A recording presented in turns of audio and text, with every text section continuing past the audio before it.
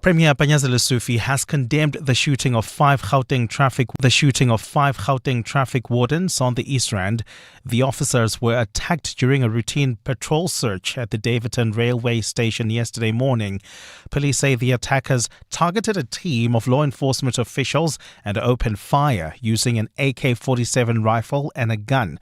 The wardens are in hospital after sustaining injuries. Police in Daveyton have opened a case of attempted murder. In the Western Cape, gun violence is escalating in Cape Town after 3 people were injured during a gang-related shooting. Police found the victims with gunshot wounds to the face and legs in Muizenberg yesterday. This latest attack comes as police are investigating a shooting where 2 people were wounded and 1 fatally shot outside the Athlone Magistrates Court on Friday. Police spokesperson Malcolm Porge says an attempted murder case has been opened for the shootings in Muizenberg. They were transported to a medical facility for treatment. The shooters fled the scene on foot and is still to be arrested. The motive is regarded as gang-related. We appeal to anyone with information regarding the shooting incident to contact Crime Stop on 08600 10111. Meanwhile, residents of Mitchell's Plain in the Western Cape are calling for increased police presence and better protection to clamp down on gang violence. People raised their concerns during a march led by the anti-crime group People Against Gangsterism and Drugs over the weekend. The area has seen a spike in shooting in recent weeks, with gunfire becoming a frequent sound in the neighborhood. Residents have described what they experience almost on a daily. It can be 3 o'clock in the morning and then you'll hear random gunshots going off. And there was an evening where it was about 6 o'clock and my mom was coming home and she just saw people running around the roads with guns. This resident says the situation has become worse over the years. It's honestly horrendous what's happening in the area. I've lived in Mitchell's Plain for all my life, and I don't think I've seen it in a worse condition as it is now. I hope that, the police and the government can just do more to kind of crack down on the gun violence so that, no more people have to lose their lives. And US President Donald Trump says he's ready to impose new sanctions on Russia after the Kremlin unleashed its biggest ever attack on Ukraine. Russian missiles and drones struck across Ukraine yesterday, killing 4 people and setting government offices in the capital, Kyiv, ablaze. Moscow has intensified its onslaught against Ukraine since a meeting between Trump and Vladimir Putin last month failed to make any breakthrough on a ceasefire. Following the latest strike, Ukrainian President Volodymyr Zelensky says he's counting on a strong U.S. response. Trump says he's not happy with the whole situation, insisting that he's prepared to move forward with the new sanctions on Moscow. Gold is trading at $3,590.79 an ounce. The rand is at 17.59 to the dollar, 23.75 to the pound, 20.61 to the euro. Brent crude oil is at $66.31 a barrel. And in the traffic, we've got some delays on the N1 North between the N12 exit and the Deep Kloof interchange. There's also slow-moving traffic along the Golden Highway just as you come out of the N1. This is due to long-term roadworks. And in sport, Spain's Carlos Alcaraz wins the US Open title with a 4-set victory over top seed Jannik Sinner. The Proteas suffer the heaviest defeat in ODI cricket history in the third and final game against England. And the Springbok women are handed their first loss of the Women's Rugby World Cup against France. A partly cloudy day in store for Gauteng. Johannesburg starting at 12 degrees, peaking at 27. Pretoria 13 and 29. Vereeniging 11 and 26. The top story in EWN this hour. Premier Panyaza Lesufi has condemned the shooting of 5 Gauteng traffic wardens on the East Rand. EWN, in touch, in tune and independent. For the latest, visit ewn.co.za or download the EWN app. 702 on 92.7 and 106 FM. Streaming on the Prime Media Plus app. And on DSTV channel 856.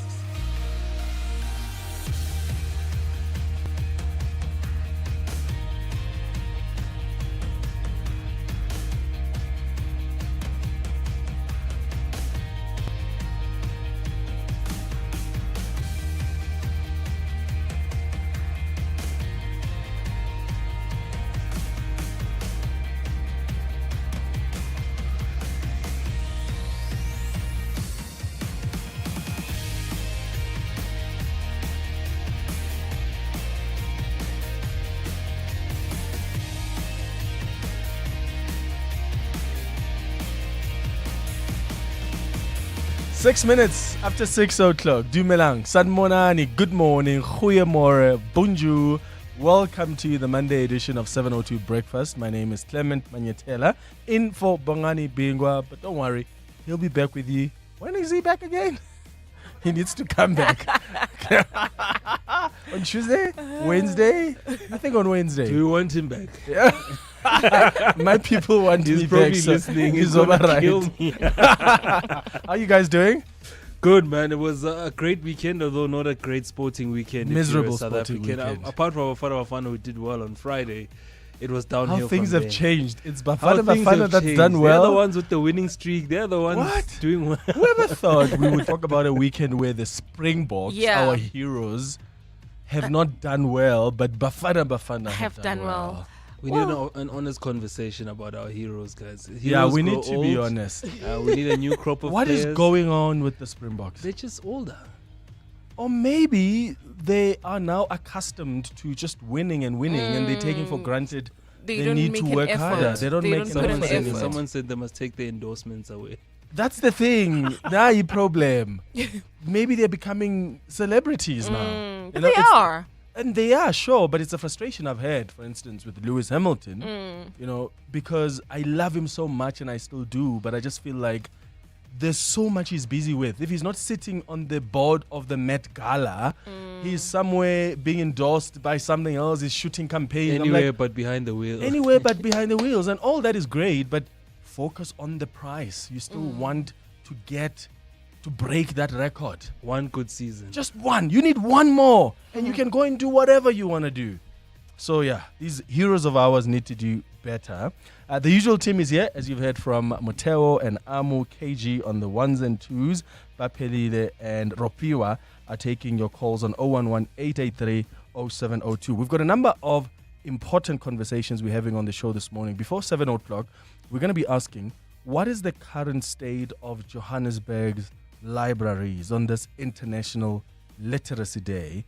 You know, at a time when literacy remains one of South Africa's biggest challenges, with 80% of grade 3 learners unable to read for meaning in any language and more than 40% of households having no access to books, the urgency could not be clearer. So what better place to begin addressing this crisis than by reopening, revitalizing and protecting our libraries? So that's a conversation we're going to have just before 7 o'clock. And then after 7 o'clock for our big interview, we'll speak to the ANC Member of Parliament, Soviet Lekhanyani. He's the chair of Parliament's ad hoc committee on corruption in the police service. There now seems to be a power struggle over who gets the KZN Police Commissioner, General Mkonazi, on the stand first, right? Which inquiry should the KZN Police Commissioner prioritize between the Madlanga inquiry and this parliamentary inquiry? Because both are investigating allegations that he made of corruption and infiltration in the criminal justice system. But now there are arguments and counter-arguments about where he should go first. He's currently consulting with evidence leaders. In fact, I think they've locked him in until the 24th of September, meaning he would only be available to the parliamentary committee after that date. And that has led to calls even by the EFF President Julius Malema from Mkonazi to be summoned to appear before the ad hoc committee. What I want to know is, how are the two inquiries going to work together? Because at some point there will be clashes because they're going to be speaking to the same people, really. So that has to be managed better. So that's a conversation we're having for a big interview. At some point on the show, I hope we can find, because we have been trying to get someone to talk to us about these concerns that have been raised about the recently published draft credit regulations and how the measures risk trapping indebted graduates in even deeper financial distress. So basically, there are these regulations that are now including educational institutions as permissible sources of consumer credit information for credit bureaus. So what that means is that students who fall behind on fees or who owe fees to these educational institutions could face a negative credit record. So you could be blacklisted. And the department says, oh, no, man, the regulations are not so much intended to prejudice the individuals that are indebted to the institutions of higher learning, but they're there ready to ensure access to finance of SMEs. But yes, you could argue that not so much changes with the regulations, But this still becomes a reality where there are students that could end up being blacklisted. So how do you protect students from that? So I'm hoping that we can get someone from the Department of Trade and Industry. We've been trying to get them since yesterday, or someone in Parliament to talk to us about this. So Mateo, what are you asking us today? Yeah, I want to know this morning from you, Clement, and the rest of the 702 landers. Do you have domestic help or cleaning service for your home? And how has that improved your life? Improved? Well, yeah. Honestly, if I'm going to be honest, I think that has made me lazier. So I'm the firstborn at home. I used to do everything. Like I knew how to cook. I knew how to do spring cleaning. I knew how to wash blankets. Remember when we used to wash blankets? Yeah, we used to seasons on them. change, yeah. Yeah, in cooking butter, it's butter. Vascom. But the big Vascom. Yeah, the big one. I learned all of that. And I think when I started working and I was lucky enough to, afford someone who helps in the house, I have stopped doing everything. Like I was telling Mateo earlier, I don't remember the last time I washed dishes. So it's made you lazier, you say? I think so. But has it given you more time than to do other things? It's definitely given me more time to nap and also do some work. Because I have to nap every day. I wanted to add to that as well, that it gives you more time to be able to deal with other things. Like, for instance, if it's after a long day at work, I don't have to worry about making sure that the kids' things are sorted for the next day. I know that that's taken care of. I can just focus on either homeworks or just checking in on them or spending time with them just in general. Whereas when we didn't have anyone helping us for, I think, a couple of months, that was all on us. We were even taking turns, my husband and I. You are the one who's doing the cooking, basically the kitchen work. I'm the one who's taking care of the bedrooms and everything else. But now that, that is sorted, I can have time to do other things. Yeah. So tell us this morning, do you have domestic help? How has it changed your life? And tell us also how you appreciate the people that organize your lives. Yeah, 011-883-0702. Otherwise, send us a WhatsApp on 072-702-1702. 702. Weather. So, a partly cloudy day in store expected for Gauteng. Johannesburg starting at 12 degrees, peaking at 27. Pretoria starting at 13, peaking at 29. Vereeniging lows of 11, highs of 26. Mbombela starting at 14, peaking at 30. Bloemfontein lows of 8, highs of 27. Durban is expected to be cloudy with isolated showers and thunder showers, starting off with a low of 18 and peaking at 24 degrees today. Gqeberha starting at 13, peaking at 20. East London starting at 12, peaking at 21. In Cape Town, you can expect clear skies with a southwesterly breeze, a low of 13 and high of 26. EWN Traffic. 13 minutes after 6, this Eyewitness News Traffic is brought to you by Outsurance in partnership with 702. Amo, how are we looking?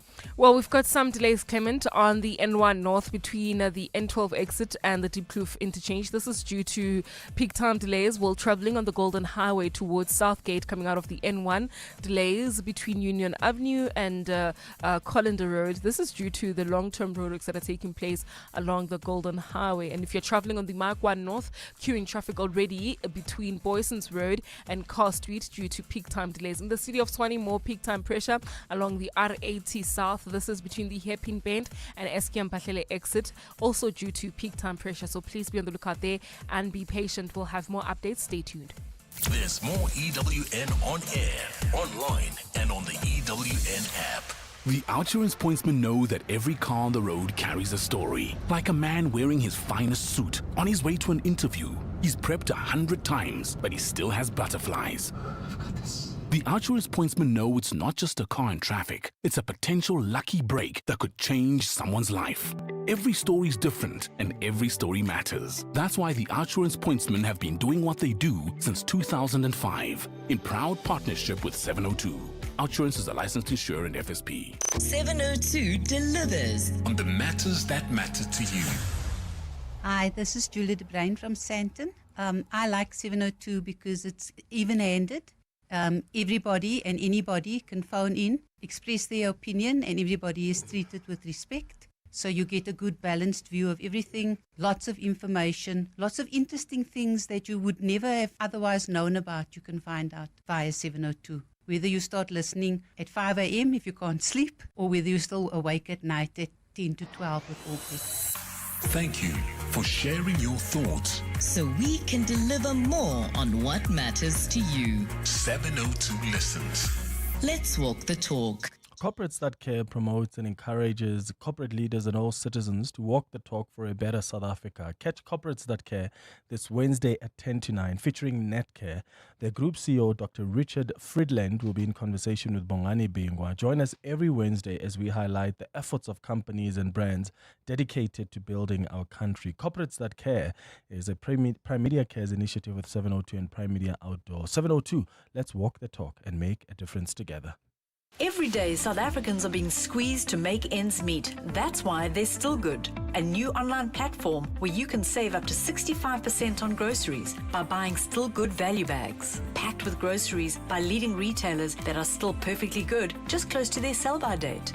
You win by saving, retailers win by cutting food waste, and communities win as Still Good donates 10% of their earnings to food charities. Visit stillgood.co.za. Start getting more bang for your buck with Still Good.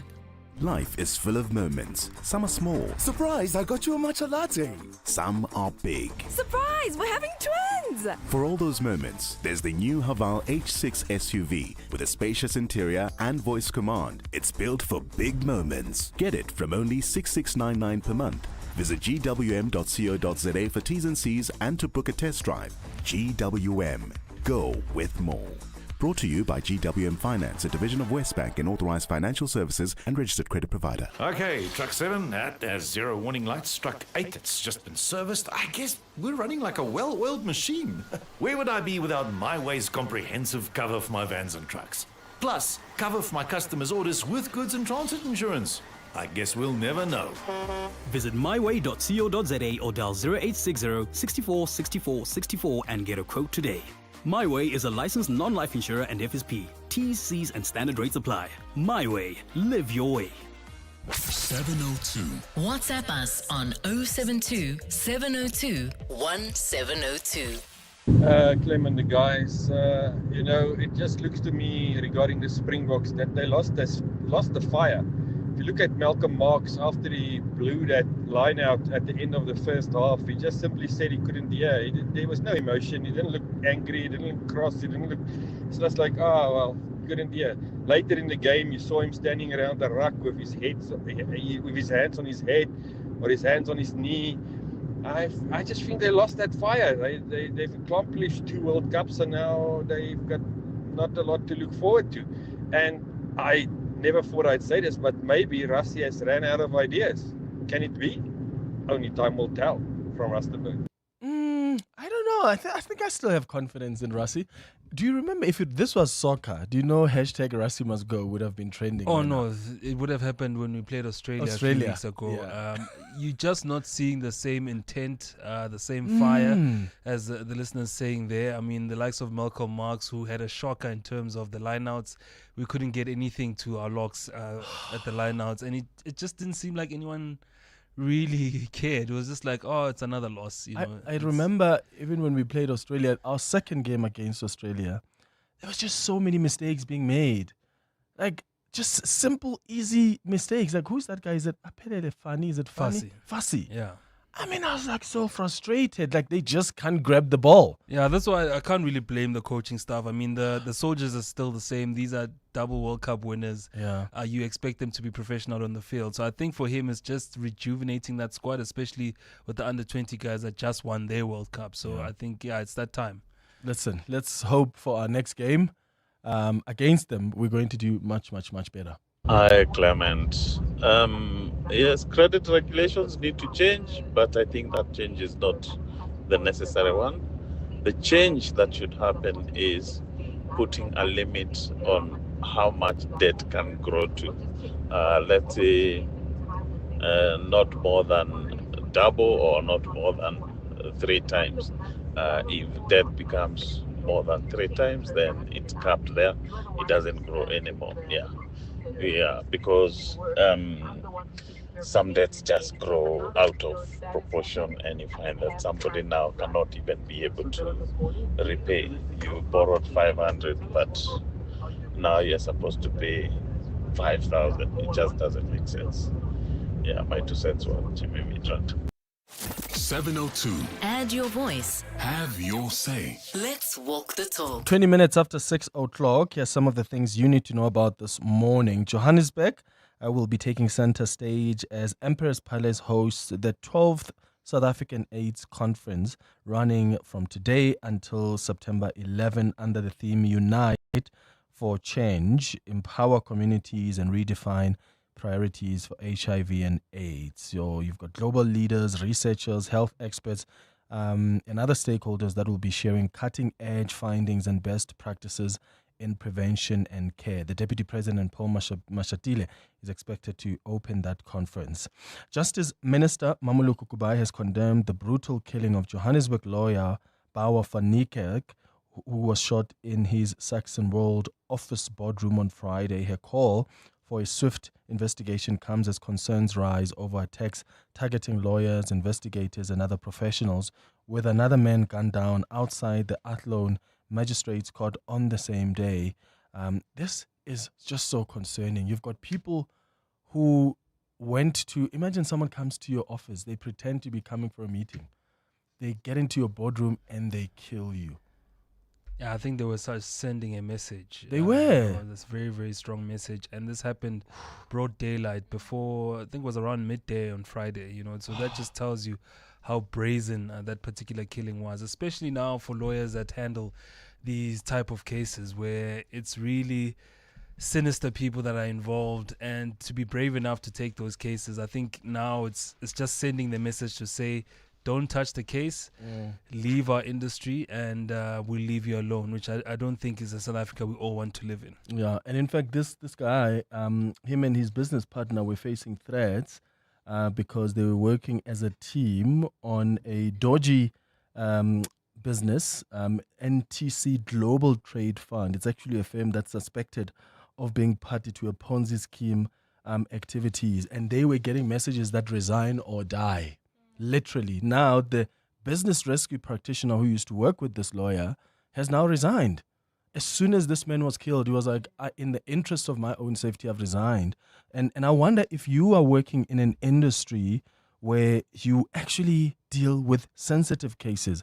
How do you protect yourself? Like, how concerned do you get when you hear cases like this, like where disputes are being settled with the barrel of a gun? Are you a lawyer? Maybe you're a detective, you're an auditor, you're a business rescue practitioner, a prosecutor, a police officer. How do you protect yourself? Like, do you double check your meetings, for instance? Do you travel with backup?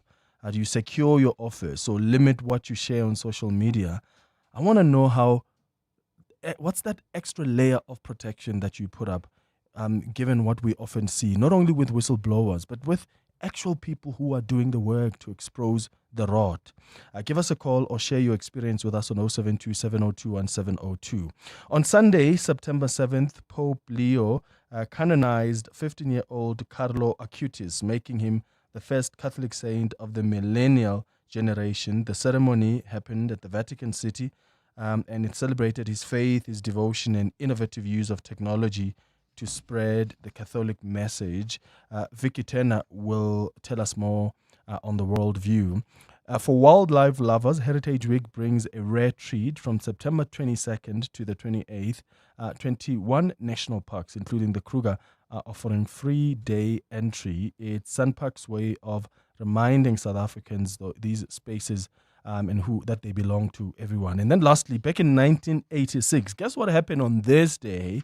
The daytime TV was basically changed forever when the Oprah Winfrey Show aired its first episode, How to Marry the Man or Woman of Your Choice. Over 25 years, the show became famous for interviews and Oprah's legendary giveaways, winning over 45 daytime Emmy Awards. Do you guys have any memories about Oprah Winfrey? Like, has Oprah impacted you in any significant way? I don't know anyone who's watched this show and hasn't been impacted in one way or the other. But for me, and I've spoken about this very recent on the show, was her interview with Chris Gardner when the movie A Pursuit of Happiness was coming out, and she had Chris Gardner on the show.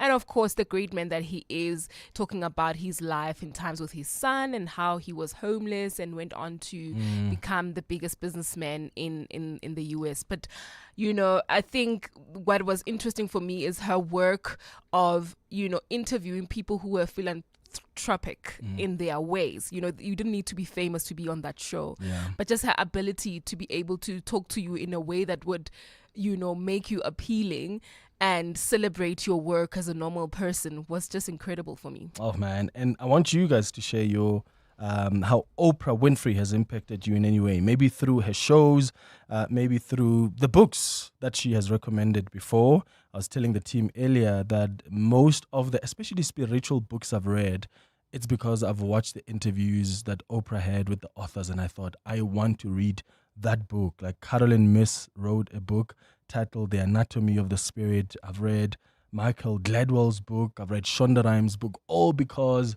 Oprah said they're good. And trust me, she didn't lie. How have you been impacted by Oprah Winfrey? 702. The newspapers. How are you doing, Sfiso? Good morning, Clement. How are you? Sure. Right, let's take a look at the newspapers. I'll start with The Citizen. The front page of The Citizen this morning is running a story about Joburg's billing crisis. It has been going on for many, many years, and residents have now hit back. They are tired of being milked by the billing system, which is in a meltdown as desperate efforts are made to increase revenue at all costs. And residents are now hitting back through the courts, where case after case shows judges running out of patience with the city of Joburg. And they detail many of the mistakes that are done by the city of Joburg when it's billing its residents. And among those are grossly inflated or estimated invoices, due dates that are changed without notice, leading to unfair penalties. There's delays in crediting payments, and there's prepaid meters that are disconnected due to wrong links, and there's disconnection notices sent to incorrect addresses. I mean, residents of Joburg are very much aware of this, but now they are taking their fights against the billing crisis to courts, and they're saying enough is enough. We cannot continue to be billed like this. And on the side of this page 3 in The Citizen, they mention one case where all these judgments build on the Constitutional Court's Joseph ruling, which held that residents must receive reasonable notices before disconnections, because sometimes you get that you are disconnected without any notice. So yeah, that's page 3 of The Citizen this morning. And those are the newspapers. EWN Business. 28 minutes after 6 o'clock. Mateo, you've been asking us about domestic help or a cleaning service. Do we use that? And how has it improved our lives? Why are you asking that? Well, Clement, South Africa's domestic work sector is suffering as households come under financial pressure. According to the Sweep South report on domestic worker pay and working conditions, almost 400,000 jobs have been lost in the past 5 years. One of the main reasons for job losses is the migration of families, especially overseas, with other households simply cutting back on spending. So when money gets tight here in the country, families either cut working hours for domestic help or let go of their workers. Now, before the COVID pandemic, South Africa had more than 1.2 million domestic workers. That number has shrunk to just over 800,000. Sweep South data shows that the average domestic worker is around 38 years old, with 92% of them being women. 82% are breadwinners, often the sole provider in their families, with 64% raising children as single parents. Now, on average, each worker supports nearly 4 dependents, so how much they get paid actually counts. Although salaries have improved over the years, the median earnings of some domestic employees is well below the amount set by the Department of Labour. The report shows that 39% of workers earn below the national minimum wage. Now, at 28 Rand 79 for a 40-hour work week, the earnings are supposed to be closer to 5,000 Rand a month. As a result, 72% don't earn enough to save, and a third are in debt. Now, 16% of women and 11% of men have reported negative mental health in the sector. And the market? The markets were far better on Friday, with the all share up more than 1,000 points. Banking stocks, industrial stocks and mining shares all in the green on Friday. The rand this morning at 17 rand 60 against the dollar, flat this morning at 20 rand 61 cents against the euro, and at 23 rand 73 cents against the British pound. The price of gold at $3,582 an ounce, or platinum is at $1,376. Brent crude still remains low at $66.27 a barrel. More business after 7. 6:31, time for the latest in Eyewitness News. Fiso, good morning. Thanks, Clement. Good morning. Metal Workers Union NUMSA has joined calls for the formal recognition and regulation of the country's creative sector. The union and the South African Guild of Actors have together raised concerns about the continued financial struggles faced by many artists because of a lack of labor protections and industry standards. The two organizations say transformation is urgently needed to end the exploitation and marginalization of creatives, calling for fair contracts, job security and proper working conditions across the sector.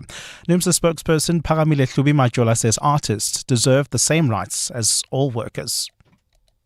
The labour movement has fought for rights across sectors from mining to domestic work, but creatives remain excluded. Actors, writers, directors and crew have no recognition under the law, and this must change. Mam Nyembe's death must mark a turning point. She must be the last creative worker to suffer so much indignity.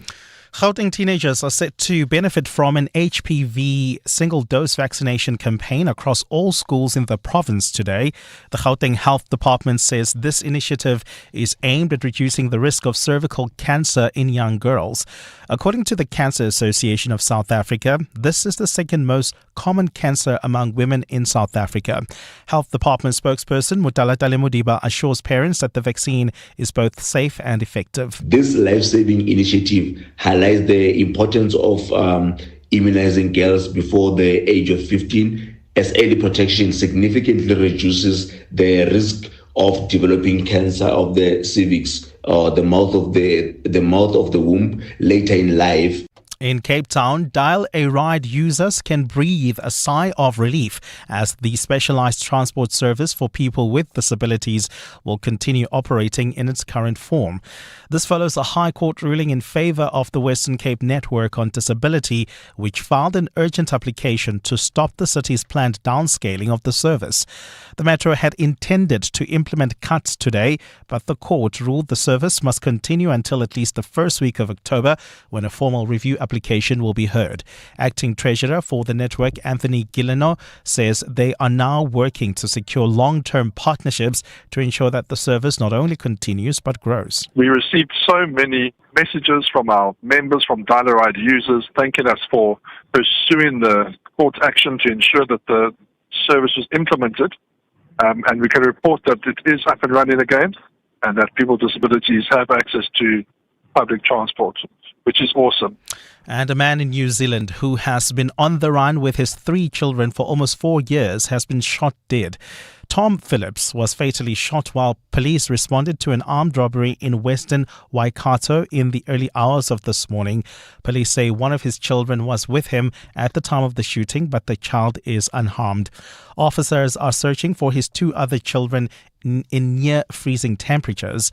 Phillips' family had appealed to him to come home after he was recently spotted with a child during a grocery store break-in caught on CCTV camera. A fine day in store for Gauteng, becoming partly cloudy later. The temperatures are at lows of 11 and 13 degrees, peaking at highs between 26 and 27. There's queuing traffic on the Magwa North between Boyson's Road and Carr Street, while travelling on the R59 North through Alberton. Delays between Klipprivier Drive and Nelson Mandela Avenue. The top story this hour, NUMSA has joined calls for formal recognition and regulation of the country's creative sector. Business Outsurance are experts in business insurance for plumbers, electricians, and other tradesmen. Pumlani. Switching to Outsurance was one of the best decisions that we've ever made. We needed business cover over 15 million. Outsurance came forth for us. At Kani, we sleep better at night, knowing that we always get something out of Outsurance. Switch to Business Outsurance and you could get a massive 20% discount on your business insurance premium. Visit outsurance.co.za. Switch and save today. Licensed insurer and FSP. TCs and information online. Do you know what's hiding behind colorful packaging of unhealthy food? Big food companies target children with unhealthy packaged foods that hide high levels of sugar, salt, and fat, which could lead to heart disease, diabetes, and hypertension. But the truth is hidden from consumers. Front of package warning labels are a proven solution to help consumers make informed decisions. The government must act now. We have the right to know what's in our food. Demand front of package warning labels. Sign the petition on heala.org, HEALA.org, by 30 September. Tani Esther, or should I say the Tupperware Tani? How's business going? Business is booming. I've been operating out of the boot of my car for 10 years, but shame, it couldn't keep up with my growing empire. Okay, so you sold it to We Buy Cars? Yes, quick. Sold my old one, bought a bigger one. I even sold some of my Tupperware to the friendly guy who picked up my car. Stick to what you know best, eh, Tani? Excuse me? Never mind. We Buy Cars. Geared for your business, geared for you. 702. WhatsApp us on 072 702 1702. Good morning, 702. Just touching on Safiso's reading of the articles regarding the incorrect billing status at City of Johannesburg. I live in the East Rand at Boksburg, so we have Ekurhuleni, and it's getting really bad there as well. Over the last month, we have had numerous issues with billing. Personally, myself have had a 47,000 Rand bill for water. The billing dates are all incorrect. My neighbors in our state have not been billed at all for water. They've either been short billed or not billed. Valuations are an issue. It's becoming ridiculous at our municipalities, and we are the ones that are bearing the brunt of that. I have made attempts to speak with them over the phone, and it's just pillar to post. And the only thing they can say to me is, oh, that's the billing that they received, and if I have a query, I need to come into the offices. So, me to go do that this week, and hopefully I get some better responses. But yeah, it's a mess in most places. Yeah, listen, this has been a crisis here in Johannesburg for so long, hey? Good morning, Clement and the team and 72 Landers.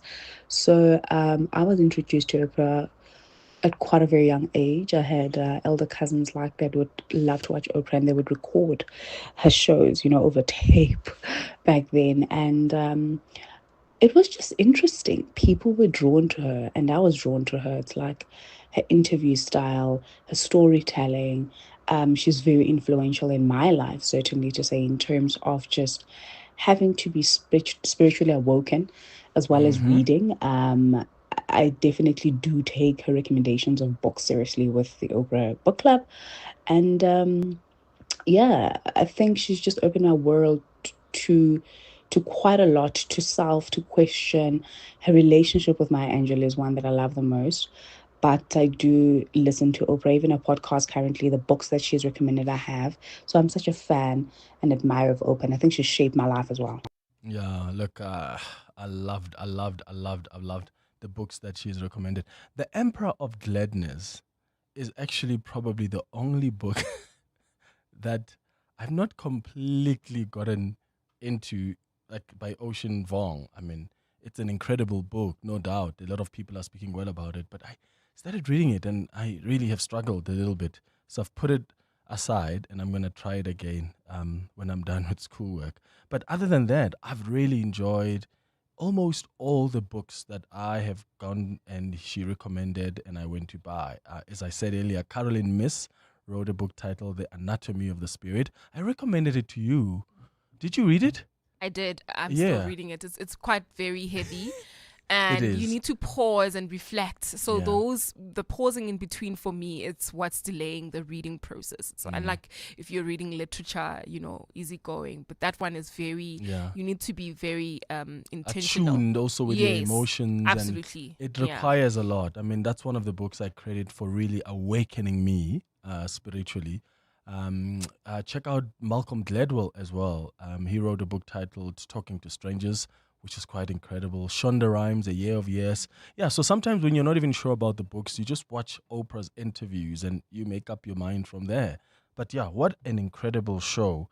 Back in 1986, on this day, that's when daytime TV changed forever. The Oprah Winfrey Show aired its first episode, and we've been asking you, how have you been impacted by Oprah Winfrey? EWN Sport. 20 minutes now before 7 o'clock. Good morning, Mwande. Good morning, Clement. What are you looking at? All right, we'll begin with tennis, where Spain's Carlos Alcaraz won the 6th Grand Slam title of his career after beating top seed Jannik Sinner in the final of the US Open. Apart from a wobble in the second set, Alcaraz was in complete control as he wrapped up a 4-set victory. The 6-2, 3-6, 6-1 and 6-4 win also sees Alcaraz dethrone Sinner as the world number 1 as he climbs to the top of the world rankings for the first time since 2023. Here's two-time US Open winner Carlos Alcaraz. Well, it's a great feeling. It is great. I'm working really hard just to lift this trophy. It's my second one, but it's still a dream. Yeah, a dream come true. So the second one here is super special. And in case you missed it, top seed Aryna Sabalenka won the women's final on Saturday with a straight sets win against Amanda Anisimova.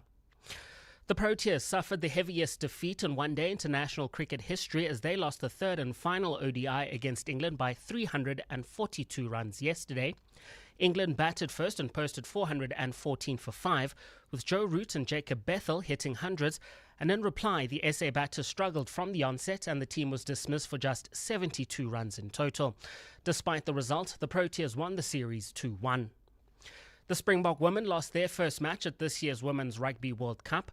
The Boks went down 53-10 to France and finished second in their group, which means their quarter-final match will be against New Zealand next weekend. Coach Swayze de Bruin wasn't too disappointed with the result. Look, what went well is that we fought right to the end. Let's be positive.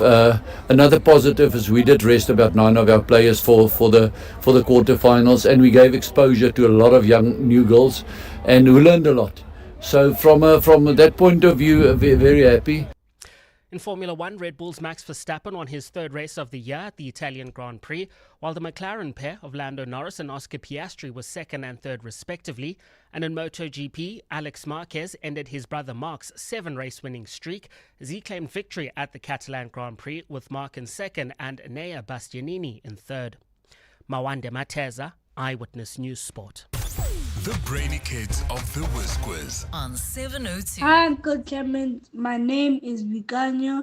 I'm 11 years old and I go to Bentley Preparatory School. When I grow up, I want to be a medical doctor and I can't wait to play Whiz Quiz with you. I can't wait to play with you, Viganyo. 702. Coming up at 7:15, the big interview. EWN Traffic. 17 minutes before 7 o'clock. Amu, peak time delays on the M1. That's correct, Clement. It's the M1 North between Boyson's Road and the Car Street exit. There's also peak time delays reported on the N1 South. This is now between the Brockfontein Interchange and Olifantsfontein Road. So if you're heading towards Midrand, do expect about a 15-minute hold up there. And traveling along the N1 North in the Devlin area, we've got an accident reported right near the Golden Highway. It is causing heavy delays coming out of the N1 exit, so please be on the lookout there and drive with care. We'll have more updates for you. Stay tuned. There's more EWN on air, online, and on the EWN app. At the heart of global conversations shaping our future, Africa's voice is more important than ever. As proud lead sponsor of the B20, the Standard Bank Group is honored to showcase the continent's growth, partnerships, and potential on the world stage. Because driving Africa's growth isn't just our ambition, it's our purpose. Tune in every Monday from 3 p.m. for the Standard Bank B20 in brief for key insights and updates around the B20. Standard Bank is an authorized FSP and registered credit provider. Escape the ordinary at De Hoek Country Hotel, Magaliesburg. A haven of tranquility and a 5-star masterpiece. Unparalleled luxury and the perfect getaway just an hour from Joburg and Pretoria. Bring your team for an executive corporate breakaway. Plan an unforgettable wedding surrounded by breathtaking beauty. Indulge in exquisite fine dining and rejuvenate mind and body at our spa. Visit dehoek.com to discover your exclusive escape. De Hoek Country Hotel. Celebrate life. where luxury meets serenity. When you start driving the new GWM P500, life will never be the same. Your voice will be more commanding. You'll ooze gravitas. You'll start hearing voices, but fear not. That's just adventure calling. The new P500 is effortlessly bold. Get it from only $8,599 per month. Visit gwm.co.za for T's and C's and to book a test drive. GWM, go with more. Brought to you by GWM Finance, a division of Westbank, and authorized financial services and registered credit provider. Coming up in the next hour, what's the question? And it's brought to you by Outsurance. Up to 3,000 Rand in cash is up for grabs. All you need to do is send us an answer based on anything that piqued your interest on the show, and you could win 1,000 Rand. Simply WhatsApp your name and that answer to 072 702 1702. And of course, a little later, someone else will ask the question to win 2,000 Rand. Remember, you stand a better chance of being selected to give us today's answer if you have SMS'd out to Outsurance and got yourself a code. You can do it now by SMSing out to 45142 and you could save on car insurance. 702. WhatsApp us on 072 702 1702. Morning, guys. I'm also going to respond on this incorrect municipal billings. I heard the caller now calling from the East Rand. I'm also on the East Rand in Boksburg. And for the last 5 months, including this month, I've had an incorrect bill from Ekurhuleni. Even my neighbors are struggling. Wrong estimations, inflated amounts, deflated amounts. It's just a big mess. We really, really need government to step in and sort out this problem. The people of this country are being abused. Thanks. That's TC in Boksburg. Who is the whizziest of them all? It's the Whiz Quiz on 702. 17 minutes now, in fact 13 minutes now before 7 o'clock. It's time for the Whiz Quiz, and today we're playing with Buikanyo. Buikanyo is 11 years old, goes to the Bentley Preparatory School, wants to be a medical doctor when he grows up. Buikanyo, how are you doing? I'm doing good, and you? Good. Why do you want to be a medical doctor? What's attracted you? So I can save lives. You want to save lives. Okay. Buikanyo, are you ready to play the Whiz Quiz? Yes. All right, KG, start the clock. Spell the word crucial. Crucial. Correct. What beginning with Y is the yellow of an egg called? Yolk. Correct. True or false? Rooibos plants only grow in Mpumalanga. True. False. In the game rock, paper, scissors, what beats scissors? Rock. Correct. Which planet is known as the red planet? Mars. Correct. What sport does Matthew Bretzke play for South Africa? Pass. Cricket. True or false? Sharks have bones. True. False. In which country would you find the Great Pyramids of Giza? Egypt. Correct. In math, what is 4 times 10? 40. Correct. According to Dr. Seuss's book, who stole Christmas? The Grinch. Correct. Grinch is the correct answer. Managed to get through all the 10 questions, and you have managed to get 7 correct answers, which means you walk away with 700 Rand. Buikanyo, how are you feeling? I'm feeling good. That's amazing. Well done. You did really well there. Buikanyo walks away with 700 Rand. If you want to play the Whiz Quiz, you can just send us a voice note on 072 702 1702 if you are between the specific ages. It's going up to 10 minutes now before 7 o'clock.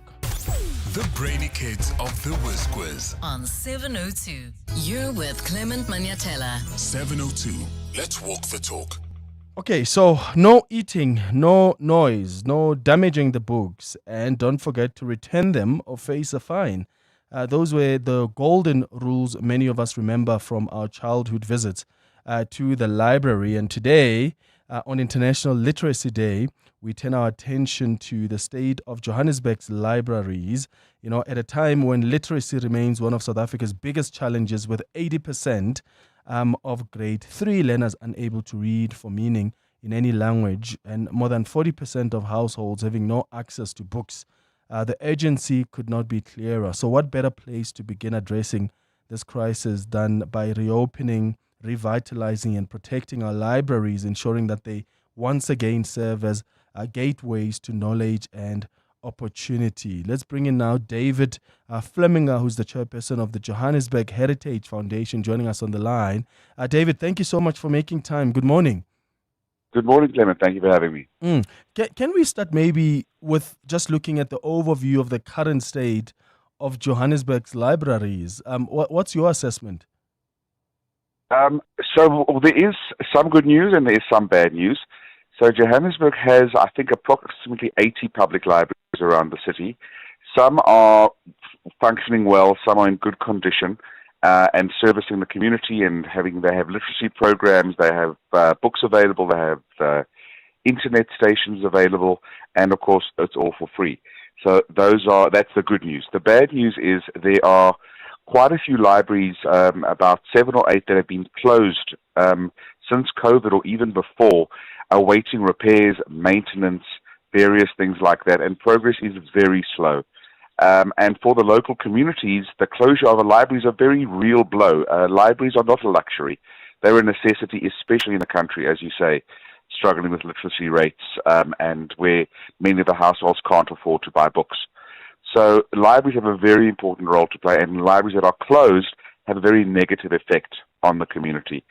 In addition to the libraries that are closed or running with very poor infrastructure and need refurbishment, because these have to be appealing functional spaces. You know, they have to have water, lights, you know, a nice environment for people to come in and enjoy the books.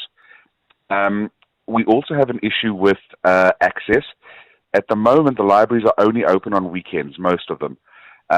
They used to be open on Saturdays, and obviously Saturday's a big day for libraries. It's when people have time to go to the library. They're not busy with work, they're not busy with school or varsity or whatever it is. So we are very keen to get libraries reopened on Saturdays at least, and Library Services is working on it. Apparently there's an issue with the unions to get libraries open in terms of overtime pay, but we hope that can be resolved, because that's quite a simple fix, is to get the libraries open for people to actually go in when they have time to visit. And the third thing is budgets in terms of buying new books. A lot of the libraries do not have the money available to keep buying new books, and you have to keep buying new books for various reasons, to get the latest information, to get the latest novels for entertainment, and also to support local authors. You know, libraries are quite an important market for local authors. So, you know, to stimulate the writing economy as well as the reading environment, libraries play such an important role and really can't be neglected or ignored. They have to be focused on and supported and funded. Yeah, and I know there have been concerns raised before, even around the open libraries and how they sometimes may offer outdated reading materials due, as you said, to budget constraints. I mean, how serious is this issue? Because these matters have been raised before. Are we seeing a change in attitude, a change in how these libraries are managed and the kind of books that are being allocated? Well, I have to say I hope so. There has been, especially since COVID, there's been a kind of we've got other things to worry about. You know, we can't worry about the libraries, or the libraries aren't getting the budget because it's being allocated elsewhere. Also, we're not quite sure if the budget is being spent effectively. So we do hope that there is a new appreciation from the authorities about the importance of libraries and how they do need to be supported. And again, especially in a country with such a huge literacy problem. Libraries are grassroots, how you build literacy. You know, taking kids to the library so I remember going to the library as a kid and getting out the books that I couldn't afford to buy all the books, or my parents couldn't afford to buy all the books. And libraries were a way for me to read widely. But they have to be maintained and they have to be kept current. You know, we had the issue with the Johannesburg City Library, which was closed since COVID. And thanks to pressure brought upon the city by civil society, where we organized a protest outside the library and pushed the matter in the press, we forced the city to sit up and take notice. And once they did, progress was forthcoming. You know, we managed to get the library reopened just about a month ago. in the middle of town, very important library, the main library in Johannesburg. And before we started putting pressure on, there was a kind of a general kind of unwillingness to engage in the matter. We believed that the authorities weren't putting enough importance on the libraries. That has changed, and there is now there's more willingness to engage on the issue in terms of, now that the main libraries reopened, let's look at the other libraries. And again, this is being driven by civil society. So, there's one community in Ennerdale that has the Louisa Prince Library that's been closed for about 5 years, pending redevelopment or reconstruction. And the local community has become very active and very vocal in terms of demanding that the city gets this library reopened. And because of that pressure, that library is now on the priority list for next year. So it is a matter of pushing and is making civil society's voice heard, because this is an important civil issue. And it's about making the authorities, one, acknowledge the importance, and two, be accountable for their role and their responsibilities in terms of literacy and in terms of supporting our libraries. And speaking of the Johannesburg City Library, following its recent reopening, what upgrades or changes have been made to better serve the public, particularly in terms of technology and digital resources? So the City Library has, I stand to be corrected, but they have about 100 workstations offering free Wi-Fi, which is obviously a very important resource, especially in communities like the inner city where people may not have the facilities to have their own internet connection all the time. So that's very important for researchers, for local people, for academics. The archives are very important as well. They have to be maintained for posterity. I don't believe that there were major upgrades to the library. The City Library was facing issues like leaking roofs, and it wasn't compliant with fire standards and the fire code and things like that. So the reopening of the library was really about getting the building up to scratch so that it can be safely reopened, so that people can start experiencing the facilities that are there. So it was a question of fixing what was broken as opposed to upgrading what was already there. And while, of course, there's always room for upgrades, let's start with getting the libraries on the basic level and open. That's our first goal. Then, once that is done, we can look at upgrading in terms of buying new books, in terms of installing additional workstations, in terms of perhaps making things like tablets available, not to take home, of course, but just, supplying technology in the library so people can access things more readily. There's a lot of scope for improvements, but right now we're at the rebuild and reopen stage. And hopefully what will come next will be the upgrading stage. Yeah, well, David Flemminger, thank you so much for speaking to us. He's the chairperson of the Johannesburg Heritage Foundation. Have you seen and experienced these improvements that David speaks of around Johannesburg's libraries? Share your thoughts with us on 072 702 1702. 702. Coming up, the big interview. Well, on our big interview this morning, we're asking, how are the two inquiries going to complement each other? I'm talking about inquiries that are investigating allegations made by the KZN Police Commissioner General Nhlanhla Mkhwanazi, allegations of corruption and the infiltration in the criminal justice system. You've got the Madlanga inquiry that's doing its work. You've got the parliamentary inquiry as well. And there now seems to be this power struggle over who gets Mkhwanazi on the stand first. He's already consulting with the Madlanga Commission, but the parliamentary inquiry also says, well, we need you here as soon as possible ourselves. And I wonder if the two inquiries are going to be working together to try and manage, especially the diaries of the people who will be testifying at both these inquiries, because whether you like it or not, it's inevitable. There will be some clashes. So that's a conversation coming up. We'll be speaking to the chairperson of this parliamentary inquiry, Soviet Lekhanyani. Time now for Eyewitness News, and this Eyewitness News is brought to you by Khaliqs. Khaliqs, for the businessman who knows what he wants. This is EWN. Gauteng traffic police come under siege, and an Australian woman will spend at least 3 decades in jail for feeding poisonous mushrooms to her relatives. Good morning, I'm Sfiso Zulu. Premier Panyaza Lesufi has condemned the shooting of 5 Gauteng traffic wardens on the East Rand. The officers were attacked during a routine patrol search at the Davidton railway station yesterday morning. Police say the attackers targeted a team of law enforcement officials and opened fire using an AK-47 rifle and a gun. The wardens are in hospital after sustaining injuries.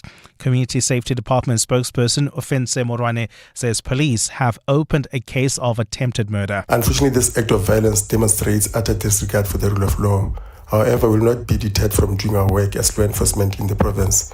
We will continue to intensify our operations targeting crime hotspots in the province. A traditional leader in KwaZulu-Natal accused of killing 2 people, including a DA councillor, has been arrested for another murder. Spiwe Zuma now faces 3 murder charges after an investigation by the KZN Police's Political Killings Task Team. EWN understands that the unit arrested Simpiwe Zuma over the weekend for the 2022 murder of a man in Howick. Nhlanhla Mabaso reports. Inkosi Simpiwe Zuma is now accused of killing 3 people, including DA Umgeni Local Municipality Chief Whip Nhlalayenza Ndlovu and Induna Qalungunye Zuma. Induna was shot and killed in 2023, while Ndlovu was murdered later in the same year. EWN has learned that the gun used to kill Induna Qalungunye Zuma is linked to the November 2022 murder in Howick. Sources have confirmed the latest case is also part of the 121 dockets of the task team that have recently been returned to the unit for investigation. Meanwhile, Zuma will return to the Howick Magistrates Court for his bail hearing on the Ndlovu case. Nhlanhla Mabaso, Eyewitness News, Howick. 8 Gauteng government departments have achieved clean audits for the 2024-2025 financial year. Finance MEC Lebogang Maile made the announcement during a media briefing in Johannesburg yesterday, but Maile says some entities still fall short of putting their houses in order. Ndozo Kumalo reports. Gauteng Finance MEC Lebogang Maile says more than half of the province's departments received clean audits this year. He says these include the Office of the Premier, Roads and Transport, and the Provincial Legislature. Maile, however, pointed out that not all departments have improved. He says the Education Department lost its clean audit status and received an unqualified opinion, while Sports, Arts and Culture slipped further, moving from an unqualified to a qualified audit. Maile also revealed that 14 of the province's 19 public entities, such as the Gauteng Growth and Development Agency and Gauteng Film Commission, achieved clean audits. The key issues raised by the Auditor General on the 5 entities were non-compliance on annual financial statements because of weak internal controls and lack of adequate management reviews in the financial reporting processes. Maile says the Provincial Treasury will continue working with the departments and entities to strengthen financial accountability and maintain public trust. Ndogozo Kumalo, Eyewitness News. And the Australian woman convicted of killing 3 people with toxic mushrooms has been sentenced to 3 life sentences. Erin Patterson was convicted in July for killing her relatives and trying to kill another at a family lunch in 2023, where she served them beef Wellingtons laced with toxic death cap mushrooms. Her in-laws, Dawn and Gail Patterson, and Gail's sister, Heather Wilkerson, died days after the meal in 2023. Justice Bale handed down sentencing with a non-parole period of 33 years at the Supreme Court of Victoria. For the attempted murder of Ian Wilkinson, I sentence you to 25 years imprisonment. For the murder of Heather Wilkinson, I sentence you to life imprisonment. For the murder of Gail Patterson, I sentence you to life imprisonment. For the murder of Don Patterson, I sentence you to life imprisonment. All sentences are to be served concurrently. Gold is trading at $3,590.79 an ounce. The rand is at 17.61 to the dollar, 23.76 to the pound, 20.62 to the euro. Brent crude oil is at $66.29 a barrel. And in the traffic, we've got delays on the N1 North. This is between the N12 as well as the Golden Highway due to an accident. Please be on the lookout. It's right near the Diepkloof interchange and it's causing those delays. While traveling on the N1 North towards the Baklu interchange, delays just as you approach that turn of coming out of Rivonia Road. And in sport, Bafana are determined to rise to the occasion when they play Nigeria in an all-important FIFA World Cup qualifier tomorrow. The Proteas win their series against England despite an embarrassing defeat in the third and final ODI. And Carlos Alcaraz beats Yannick Sinner to win the US Open title and the world #1 ranking. A partly cloudy day in store for Gauteng. Johannesburg starting at 12 degrees, peaking at 27. Pretoria 13 and 29. Vereeniging 11 and 26 degrees. The top story in EWN this hour. Premier Panyaza Lesufi has condemned the shooting of 5 Gauteng traffic wardens on the East Rand. EWN, in touch, in tune, and independent. For the latest, visit ewn.co.za or download the EWN app. Decisions. Every day you make them, from the best strategy to win the case to new business presentations to keeping shareholders happy. If only decisions were as easy as choosing to visit to Khaliks. Khaliks offers the latest summer styles for business wear, guaranteed to keep you cool. Free tailoring, the best value for money, and incredible band over backwards service. That's Khaliks. So when you next decide to make a winning call, decide on a visit to Khaliks. Khaliks, for the businessman who knows what he wants. 702 on 92.7 and 106 FM. Streaming on the Prime Media Plus app. And on DSTV channel 856.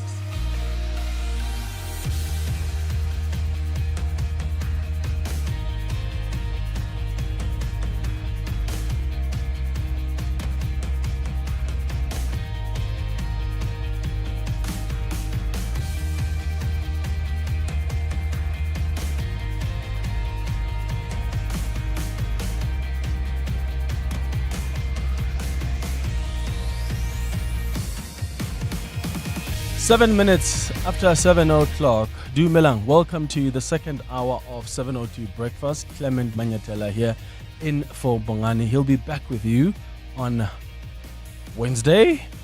Thank you so much for staying with us here on 702. How concerned are you if you are someone out there listening to us who, in fact, does work that deals with some sensitive cases? The slain insolvency attorney Bawa van Niekerk, who was killed on Friday, fielded death threats as he and his team worked on the business rescue of NTC Global Trade Fund.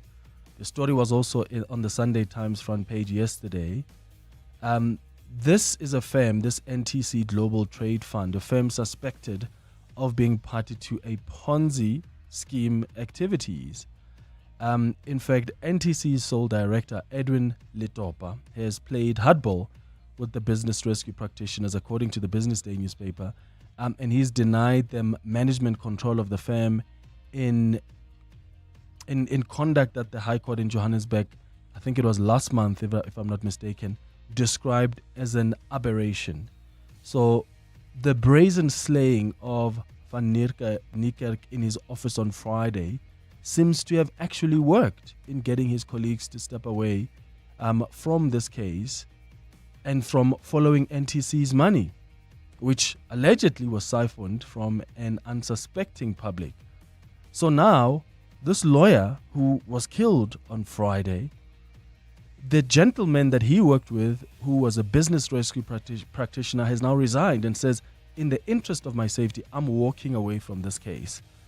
And we've been asking you this morning, what do you do, especially if you're doing work that is sensitive? I mean, the Justice Minister, Mamuluku Kubai, has since also condemned the brutal killing of this Johannesburg lawyer who was shot dead in the boardroom on Friday. And that's how brazen these people are.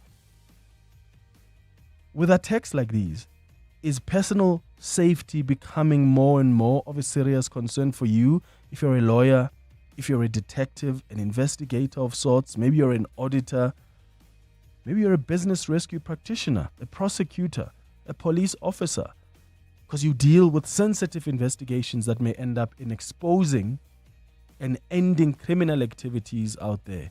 How concerned do you get to be about your job, and especially when you hear these kind of attacks? Hi, Clement. Good morning to the listeners as well. I'm unknown. I just want to remain unknown. I heard you talking about the whistleblowers this morning. I just joined you. Yeah, being ethical in this country and in this day and age is very, very, very, very dangerous.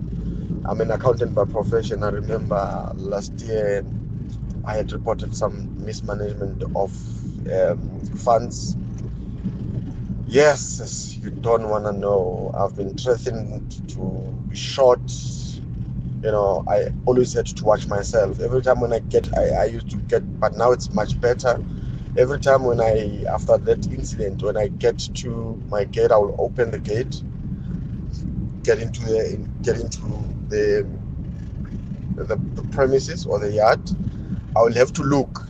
When after the gate has closed itself, then I'll have to now take my car, take it in the garage, and then I know that I'm safe.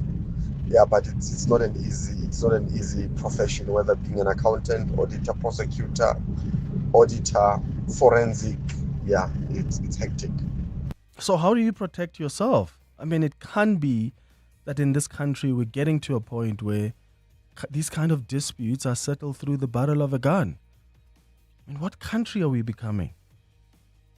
There are people now who have to double check meetings now. I mean, these guys, they posed as potential clients and they met with this lawyer, Bauer van Niekerk, went to his boardroom. They killed him in his boardroom.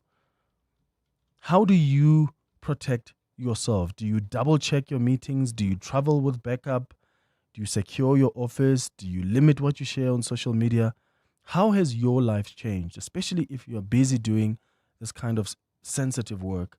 How has your life changed so that you protect yourself and your family? Share your experiences with us, please. Join us. Let's walk the talk. This is 702. All right, 12 minutes now after 7 o'clock. Here are a number of things that you need to know about this morning. Businessman Vusmuzi Ket Matlala returns to the Alexandra Magistrates Court today.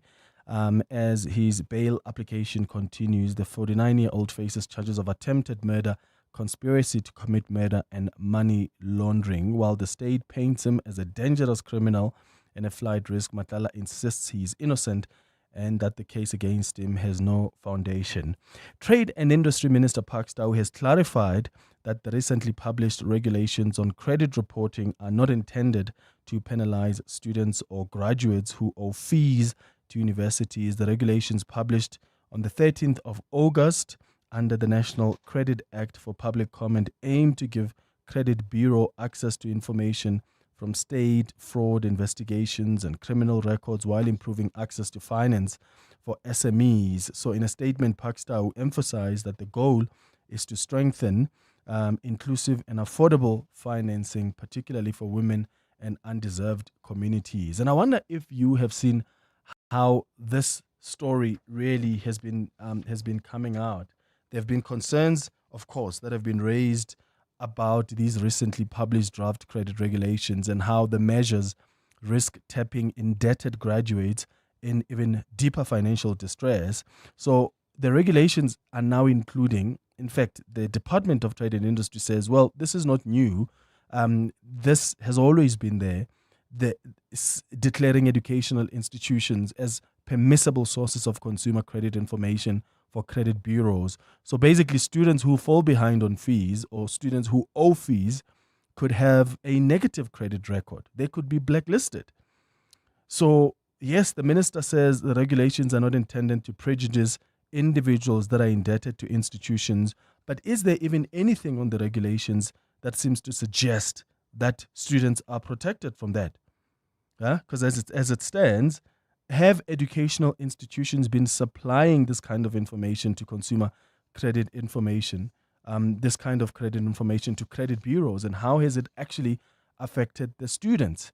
And the minister released a statement this weekend trying to clarify that issue.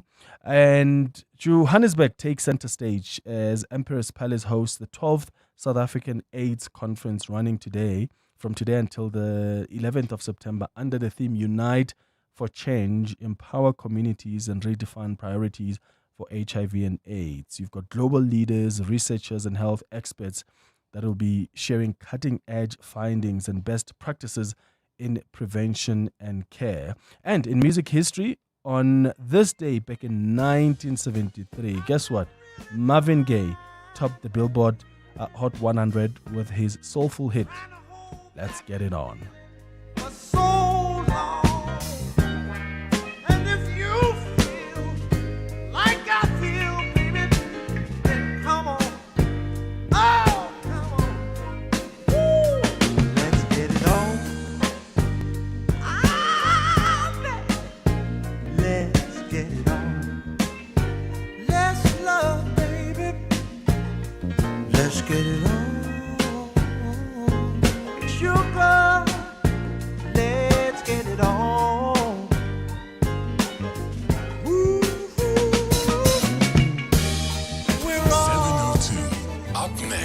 The big interview.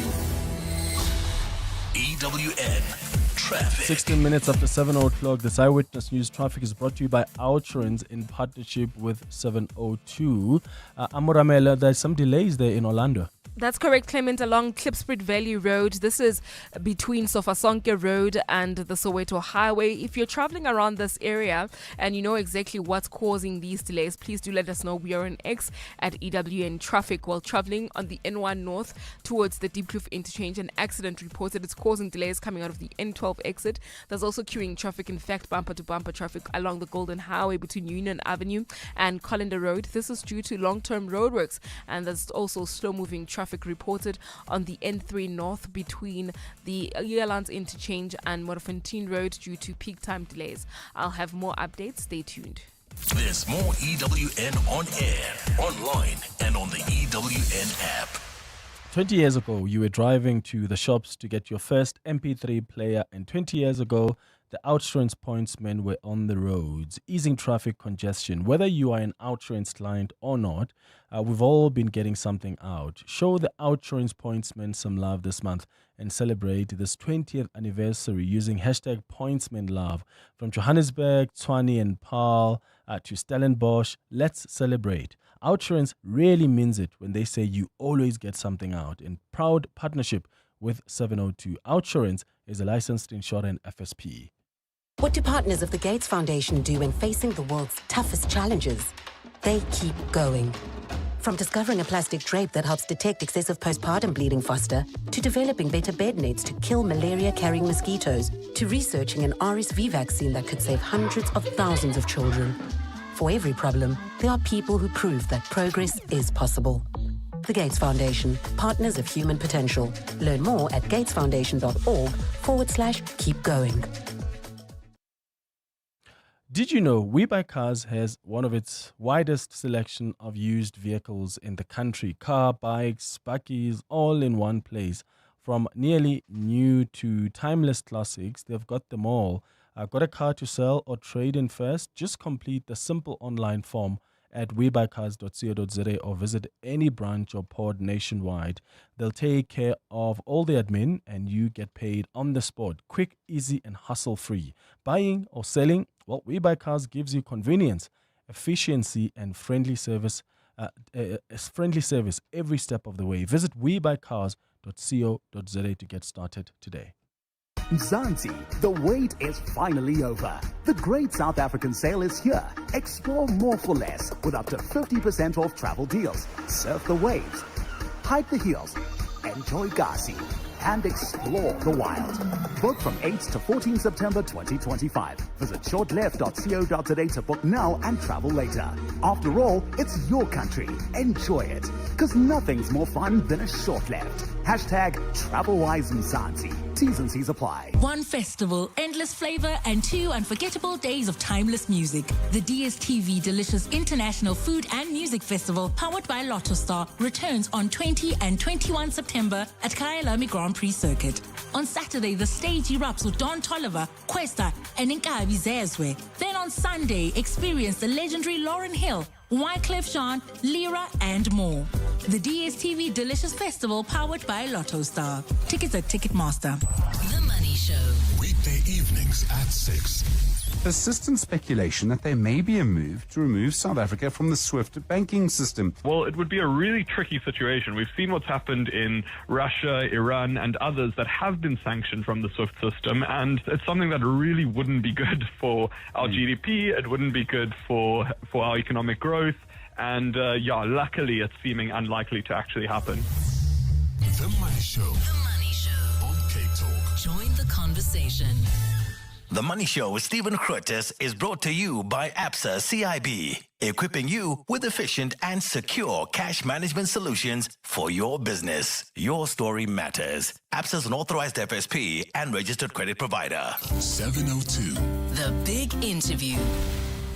So, which inquiry should KZN Police Commissioner Ndandla Mkhwanazi prioritize between the Madlanga inquiry and the parliamentary inquiry? Both are investigating allegations made by Mkhwanazi of corruption and infiltration in the criminal justice system. There now seems to be this power struggle over who gets Mkhwanazi on the stand first. He's currently consulting with evidence leaders from the Madlanga Commission ahead of its anticipated start on the 17th of September. He has since told the parliamentary inquiry that the Madlanga Commission has locked him in until the 24th of September, meaning he would only be available to the committee after that date. And this has now led to calls by even EFF President Julius Malema from Mkhwanazi to be summoned to appear before the ad hoc committee, should that be necessary. I just want to make one simple point, if you don't mind. Welcome, Honorable Malema. Thank you.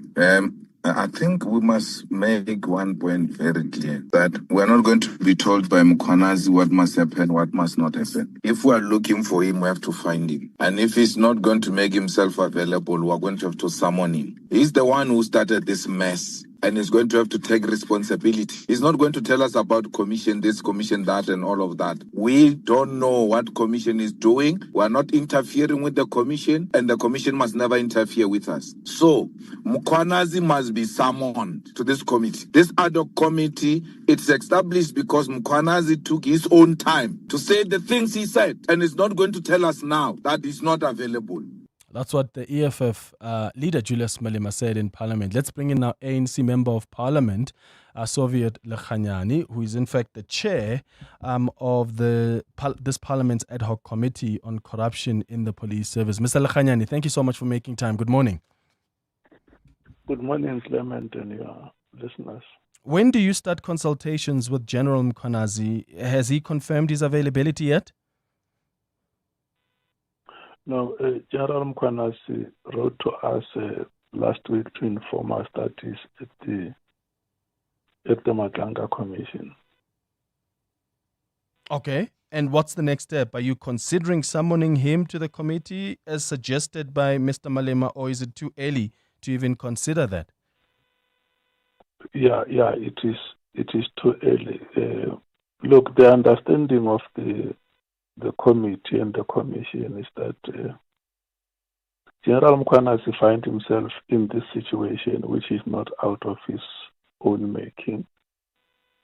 The letter that he wrote to us is a letter that shows willingness on his part to cooperate with the ad hoc committee.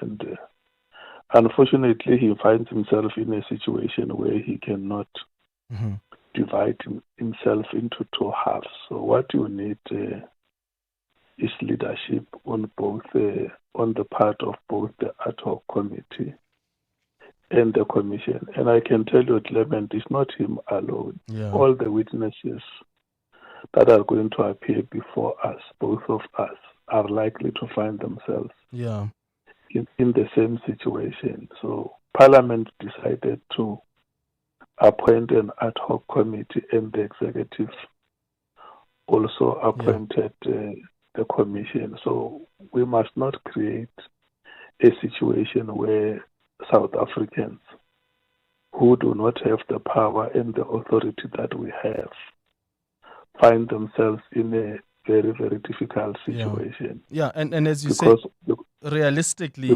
he has to juggle both these inquiries, him and other witnesses. So I guess it's inevitable that dates may clash, or some of their submissions may, in fact, sometimes be late. Have you engaged, though, with evidence leaders of the Madlanga inquiry? Because the two processes will be running concurrently. This scheduling conflict over consultation is inevitable, and it raises questions over how these witnesses, which are needed in both places across the two provinces, will be managed. Yeah, that is what we did. I think before the end of this week, we should be able to announce what is the way forward. Of course, ourselves as the ad hoc committee, we also do not want to create an impression to the public and the witnesses that they can decide which time they will make themselves available. This calls for the wisdom of Solomon. We need to get cooperation of the Commission in the same way as they expect us to cooperate with them.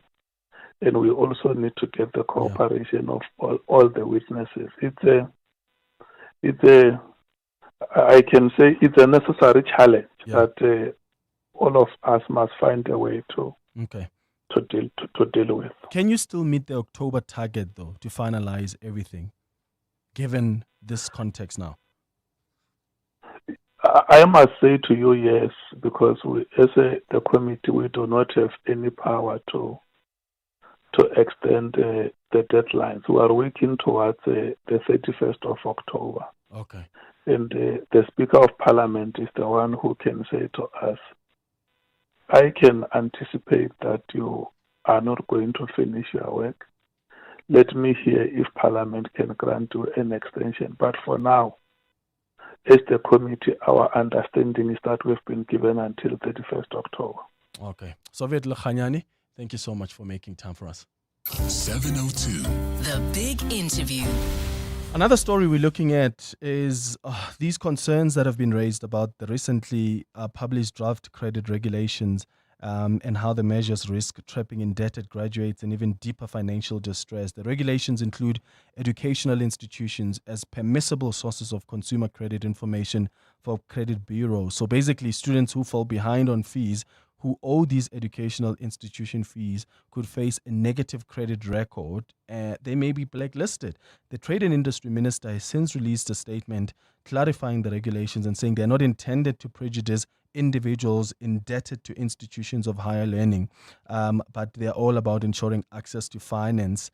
SMMEs. Sihle Lonzi is the EFF Youth Commander and a Member of Parliament joining us on the line. Sihle, thanks for your time. Good morning.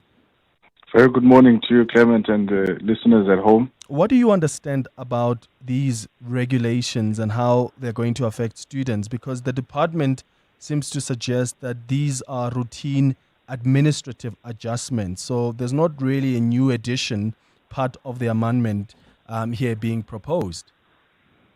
I think one of the most important things that we must focus on, because Minister Pakstow really is playing with words, is that institutions, or rather educational institutions, would not have been and still aren't registered credit providers. So in the past, the regulations, there was a very tiny nuance that said they can exist as data providers and may report, to the credit bureaus. So a lot of the institutions didn't do that because there was some ambiguity in the regulations in as far as student debt is concerned. Now, what he's trying to do is crystallizing it. In fact, he's aligning the national credit regulations with the National Credit Act now, which becomes an act of parliament, to say that both data providers and credit providers must. Now he's making it an obligation for educational institutions to report students who owe debt to credit bureaus. And we hold the view that this is the greatest onslaught, on the youth of South Africa, on the unemployed graduates, on the many students who, by the way, are already punished Because if you owe an institution of higher learning money, they don't give you a certificate, they don't give you a degree, they don't give you a qualification. So already you've punished these young people. They're sitting at home, they can't get jobs. Now, on top of that, you are saying they must not be able to access key essential financing from banks, from financial institutions in the future. They can't buy their first homes. They can't access car financing. You are setting them back 20 years, if not permanently, in a state of poverty and inequality. How will you be pushing for accountability here, or for some more? Because this clarification from Pakstau is not really a clarification. Do you want him to appear in Parliament? How are you pushing for that as the EFF? So we have already written to the chairperson of the Portfolio Committee on Higher Education, because we do hold the belief that since it deals with institutions, there must be that coordination between higher education and trade and industry for a joint sitting where the Minister Pakstau will come and appear, so that we can pose these questions to him. Because now he's hiding behind statements. No one is able to scrutinize what he's writing there. And then the ANC just comes out and says, we're welcoming it. But it's totally dishonest. So we're going to hold him accountable in Parliament, but we're also going to be rallying society, students, young people, and even old people, by the way. Yesterday we made the point that this thing of student debt, we must stop treating it as if it's a problem that is just affecting kids in institutions of higher learning. It's the parents that must deal with depressed, young people, children who come back home, they are unemployed, they've got no prospects of success in terms of their economic participation. So we're going to rally all of society, and we don't rule out, going to the streets if parliamentary processes don't pull through. Sihle Lonzi, EFF Youth Commander and Member of Parliament, thanks for chatting to us. EWN Traffic. This Eyewitness News Traffic is brought to you by Outrance in partnership with 702. There's a crash on the N1 North, Amo. Yes, Clement, as you approach the Deep Kloof interchange, it's causing more than a 30-minute holdup coming out of the N12 exit. Please be on the lookout there. I'll have more details coming up shortly. Stay tuned.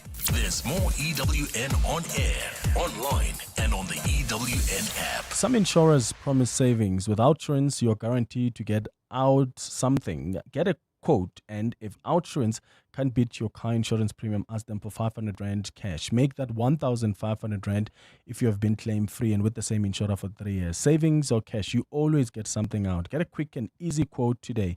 Call 08600 60,000 or visit outrance.co.za. Licensed insurer and FSP. T's and C's and information online. EWN Business. 7:32, time for the latest in Eyewitness News Business. And this business report is proudly sponsored by GIC through infrastructure-related project. GIC sets a better standard of living. GIC, changing lives. Moteo, the competition tribunal, approves Blue Label Group's takeover of Cell C. Yeah, Blue Label Unlimited Group has received approval from the Competition Tribunal to take control of mobile operator Cell C. This milestone allows Blue Label's subsidiary, the prepaid company, to increase its stake in Cell C from 49% to 53%. Now, Cell C is preparing for potential listing on the JSE in 2026, subject to market conditions and other regulatory approvals.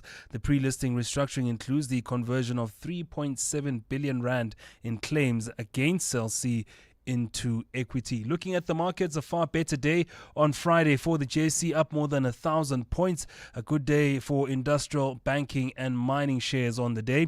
And in terms of your indicators, the Rand now at 17 Rand 60, quite flat against the US this morning at 20 Rand 62 cents against the Euro and at 23 Rand 75 cents against the British Pound.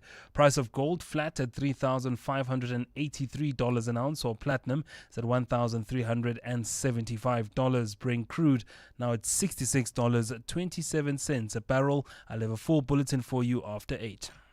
Change requires skill, an agile body to fill the gaps. But real change moves collaboratively, progressively, enabling, because it knows what to do and how to improve the lives of the deserving. Through infrastructure-related projects, GIC actively brings change for the better, because real change sets a standard of living, of being. GIC, changing lives. Time for the latest in Eyewitness News. Sfiso Zulu, the Deputy President, is concerned about the high levels of organized crime. That's right. Clements President Paul Mashatile has raised alarm about those kind of crimes. He was speaking at the SAPS National Commemoration Day at the Union Buildings in Pretoria yesterday, honouring officers who died in the line of duty. The Deputy President says some of these crimes have directly led to the deaths of several men and women in blue. With grieving families and SAPS top brass in attendance, the Deputy President called on officers to remain resolute and never surrender to criminal elements. Drug trafficking syndicates, gangs, and other forms of organized crime represent an urgent and growing challenge in South Africa. The killing of Sergeant Lawrence Mtsweni, who was shot and killed by more than 7 armed robbers, is but one example of the many senseless killings. Disaster management teams in KwaZulu-Natal have been placed on high alert as severe thunderstorms are expected today. The South African Weather Service has issued warnings of localized flooding for KZN, the Free State, Mpumalanga and Gauteng. KZN's cooperative governance spokesperson Senzelwe Mzila is urging residents to remain vigilant and take necessary precautions during the extreme conditions. Severe thunderstorm is expected to affect areas within the parts of Umzinyati, Amajuba, Utugela, and parts of the Zululand district. MEC Buthelezi is calling upon communities to be vigilant as these weather conditions do pose a risk to human life. Metro Workers Union NUMSA has joined calls for the formal recognition and regulation of the country's creative sector. The union and the South African Guild of Actors have together raised concerns about the continued financial struggles faced by many artists because of a lack of labor protections and industry standards. The two organizations say transformation is urgently needed to end the exploitation and marginalization of creatives, calling for fair contracts, job security and proper working conditions across the sector. NUMSA spokesperson Paramile Hlubi-Majola says artists deserve the same rights as all workers. Since 1994, the labour movement has fought for rights across sectors from mining to domestic work, but creatives remain excluded. Actors, writers, directors and crew have no recognition under the law, and this must change. Mam Nyembe's death must mark a turning point. She must be the last creative worker to suffer so much indignity. And finally, stargazers enjoyed a blood moon during a total lunar eclipse, which was visible across Asia and parts of Europe and Africa.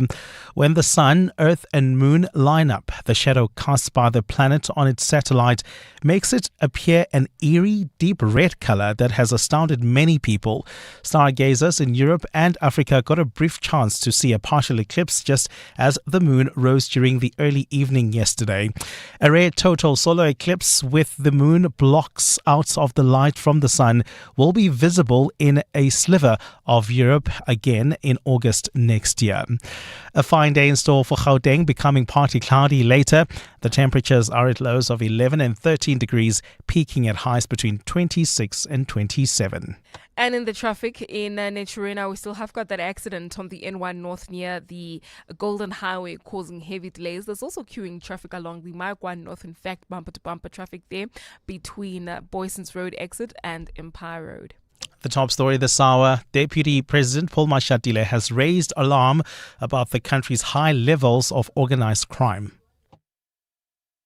Betway is taking you to dizzying new heights in one of the world's most popular games, Aviator. Place your bets and watch the multiplier climb higher and higher. Pick the right time to cash out and stand to win millions on a single bet. It's all possible from the palm of your hand. Get way more only at Betway. Betway is licensed and regulated by the Western Cape Gambling and Racing Board. No persons under the age of 18 are permitted to gamble. South African Responsible Gambling Program toll-free counseling line 0800 006 008 or WhatsApp help to 076 675 0710. Winners know when to stop. Avi Josie 2025 is back, where creativity and technology meet. Join us at Summer Place in Hyde Park, Johannesburg, from the 13th to the 14th of September for cutting-edge masterclasses, workshops, live demos in film, animation, VFX, AI gaming, and interactive tech. This year's theme, Heart of Steel, celebrates bold creators striving in the age of AI and disruption. Expect local and international experts to share their knowledge in workshops, in tech showcases, game jams, portfolio reviews, and interactive sessions. And it's completely free. Register now at avijosie.com. In a world where traffic is the enemy of progress, one man is in a race against time, through the noise, through the chaos, chasing something no GPS could find. Accident detected ahead. Expect a 30-minute delay. Not today, sweetheart. Not today. Write your own story with the Haval H7 from only $6,799 per month. Visit gwm.co.za for T's and C's and to book a test drive. Brought to you by GWM Finance, a division of Westbank, an authorized financial services and registered credit provider. 702. WhatsApp us on 072 702 1702. How's it, Clement? Just reflecting on your interview with Mr. Lekhanyani, I find it so difficult to understand why we have to have two commissions running concurrently, right? Yes, the one is an ad hoc parliamentary, commission, and then the other one is the Madlanga Commission. But it's like, in our country, when we've run out of ideas, then the president just says, let's just have a commission of inquiry. And then even after that commission of inquiry, it's not like he acts on the outcomes of those commissions. You know what I'm saying? So it's a little bit frustrating. And also, like, Julius Malema needs to chill out. I mean, how can this guy, Mkhwanazi, be in two places at the same time to essentially answer to two things at the same time? Do you get what I'm trying to say? It's a little frustrating, man. Kutlwano from Ellen's Neck. Morning, Clement. If I remember well, Mkhwanazi did appear before Parliament and said all the things he said in that presser, and they didn't take him seriously. And now he's being summoned, and they're angry because he's busy with this commission, and he probably won't be available to appear on this commission. He was in front of Parliament, and they didn't take him seriously. It's their fault. Morning, Clement. I think these guys are just making a mountain out of a molehill, in all honesty. I mean, Mkhwanazi is not the only witness that will be called in both this the ad hoc committee and also the commission. So why can't they start with other witnesses, and then after the witness is done with another, goes to another commission? Why do they need to complicate things? I don't even know why suddenly the ad hoc committee, they find themselves to be so serious. I mean, they probably knew about this allegation and did nothing long time ago. I don't know why now suddenly there's a commission, they're standing up and they are trying to summon people, acting all serious and all of that. They must just show leadership on both sides and stop complicating things. Yeah, I mean, obviously, General Mkhwanazi didn't share everything in that committee, which he ended up sharing when he held that press briefing. But this is a tricky part for the two inquiries, and that's why I was asking Mr. Lekhanyani if they've engaged with evidence leaders of the Madlanga inquiry, because these two processes will be running concurrently. So the scheduling conflict over consultation is inevitable. And that really is, for me, raising questions over how witnesses, which are needed in both places across these two provinces, are actually going to be managed. And I think both of them are also pushing to meet their deadlines, right? That's why now the Madlanga Commission has locked in the KZN Provincial Commissioner until the 24th of September. That means he can't be available to the committee after that date, right? But then the committee is like, we also have a target deadline here of October, so we need to make sure that he comes, and then we can have the remaining, the other witnesses, but they have to start with someone who's made the allegation. So it's going to be a really, really tricky one, managing these two completely different inquiries, because the Madlanga one is the presidential inquiry, but you've got Parliament that must also continue to do its work and must not be stifled by an inquiry that the president has called. 702. What's the question? What's the question? Is brought to you by Outsurance. It's your chance to win up to 3,000 Rand in cash. First 1,000 Rand for the answer, and then a little later 2,000 Rand if you can give us the question. All you have to do is SMS out to 45142 now, and you could save on car insurance. So today, we've got an answer from Christian in Midvaal. Christian, what's the answer? Hello, Christian. Morning, Clement. The answer is 1986. 1986 is the answer. Okay, have you recently requested a quote from Outsurance? Yes, I have. All right, Christian, congratulations. In that case, you walk away with 1,000 Rand in cash. Thanks. All thanks to Outsurance. Thank you. Thank you to you. All thanks to Outsurance and 702. Okay, 1986 is the answer Christian is giving us. If you know what's the question, you can be the seventh caller now on 011-883-0702. T's and C's on primemediaplus.com. EWN Sport. This EWN Sport is brought to you by RMB Corporate Banking. Ready, set, cash flow. Mawande, it's all about Bafana versus Nigeria tomorrow. Yes, absolutely, Clement. And Bafana are determined to rise to the occasion when they play Nigeria in an all-important FIFA World Cup qualifier tomorrow. While the Super Eagles have a slight chance of making it to next year's tournament, Bafana will be assured of their place at the World Cup for the first time since 2010 with a win, and if Benin drop points in their game against Lesotho. Bafana winger Oswin Apollos. Playing the Nigerian team, they have so much talent in Europe. 95 or 100% of the squad is all plays in Europe. They very talented players, They players who won trophies, players who plays in the Premier League. So it's motivating for us, as South Africa to play against these big teams. The Proteas won their ODI series against England 2-1 despite an embarrassing defeat in the third and final game. Jacob Bethel and Joe Root hit centuries as England posted 414 for 5 before dismissing the South Africans for just 72 to win by 342 runs, the biggest margin in ODI history. There are some concerns over Proteas captain Themba Bavuma as he was unable to bat due to a calf injury. Carlos Alcaraz is the new world number one after beating top seed Jannik Sinner in 4 sets in the US Open final.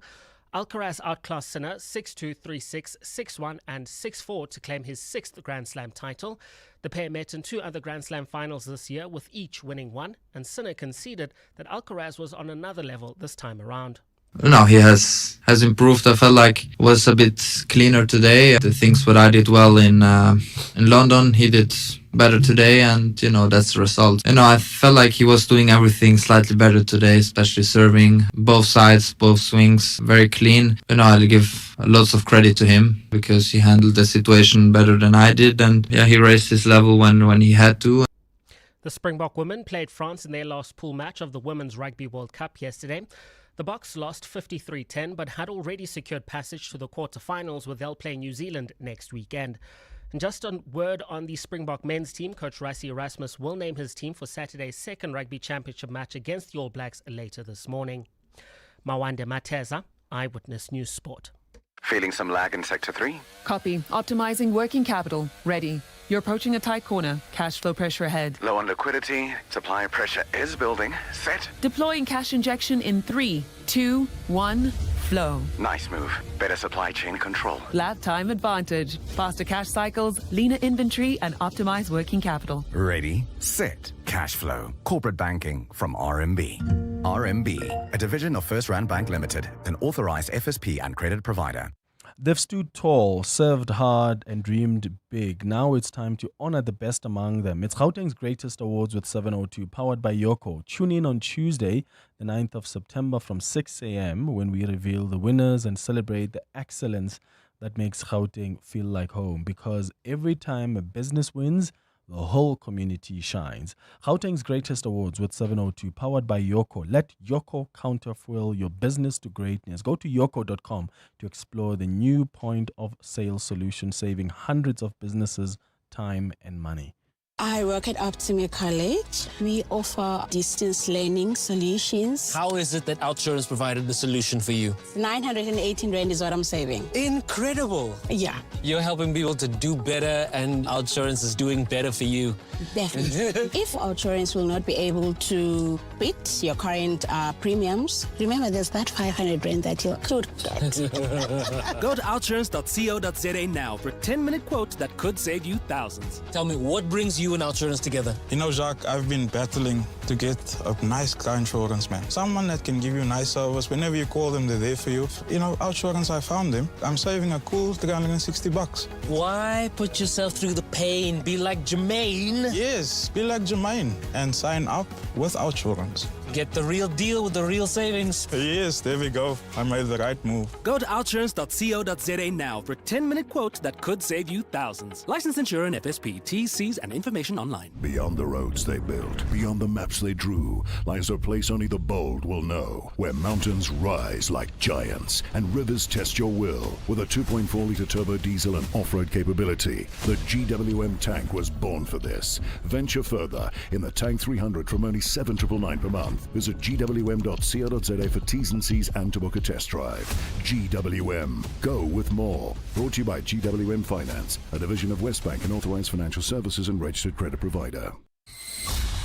EWN Traffic. 10 minutes before 8 o'clock, this EWN Traffic is brought to you by the Mpumalanga Tourism and Parks Agency. Mpumalanga, the place of the rising sun. More slow traffic on the N1 South. Yes, Clement, is due to an accident right near Samrand Avenue. So if you're heading towards Midrand, about a 15-minute hold-up between the Brakfontein Interchange and Olifantsfontein Road due to that scene. If you're traveling in Sunninghill, do expect delays on the N1 North approaching the Baklu Interchange due to a car stuck on the road. It's on the left lane. Please be on the lookout there. While in Naturena, an accident on the N1 North had happened before the Golden Highway, causing massive queues coming out of the N12 exit.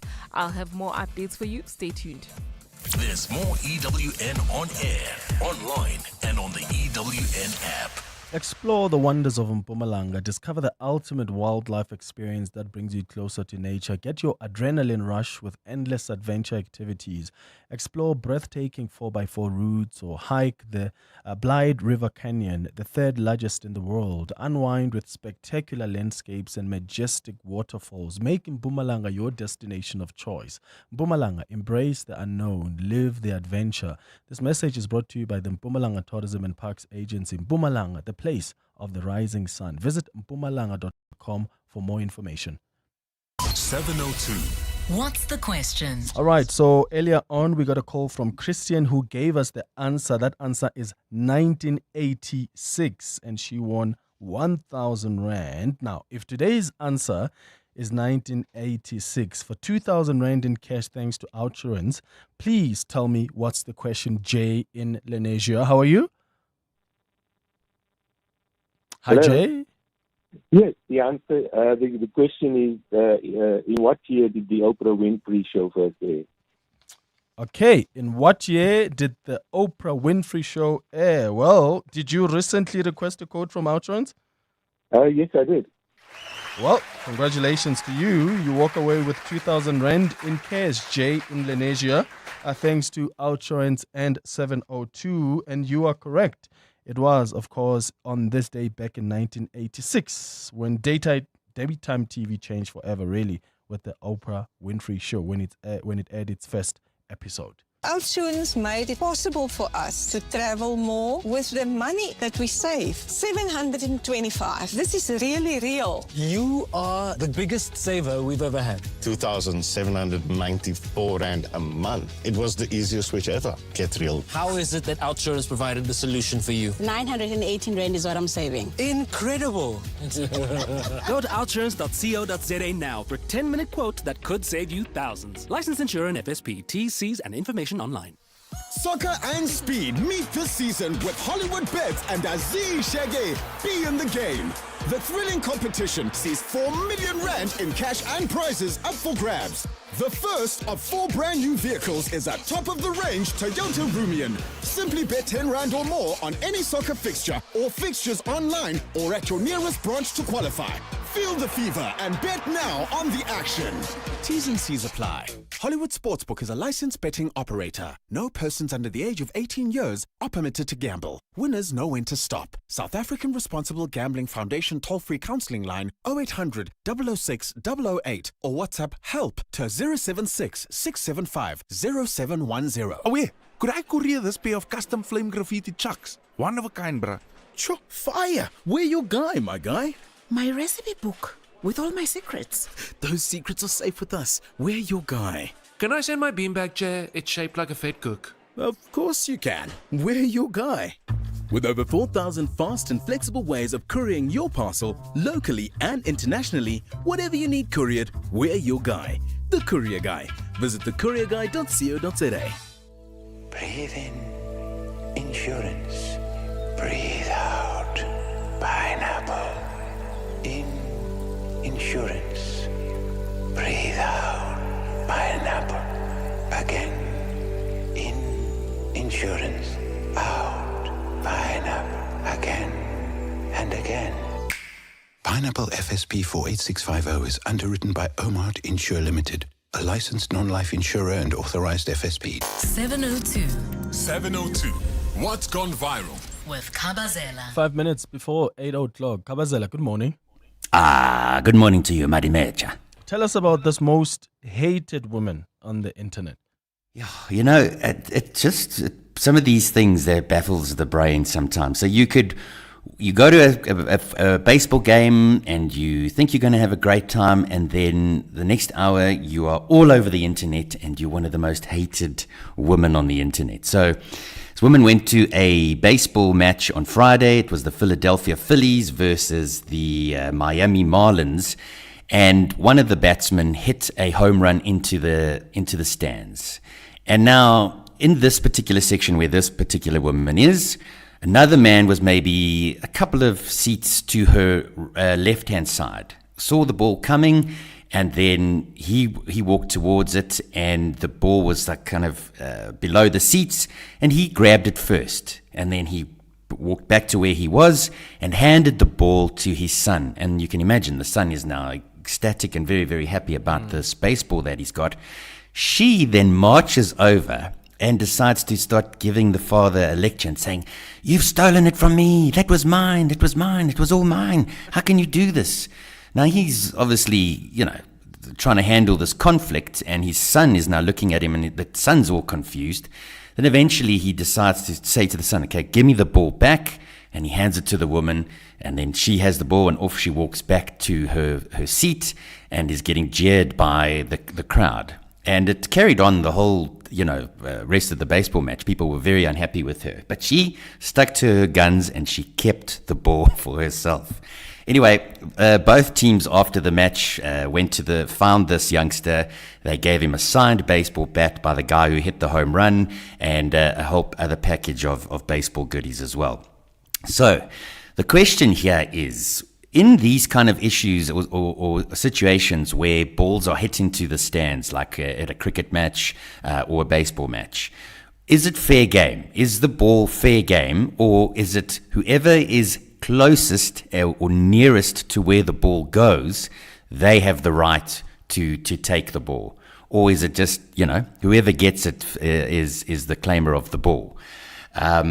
So that's what I want to know this morning. If people have seen that incident, what are your thoughts on that? And also, some people are criticizing the father and saying, how could he be so weak and give in and just give the ball away in front of his son? What's he teaching his son?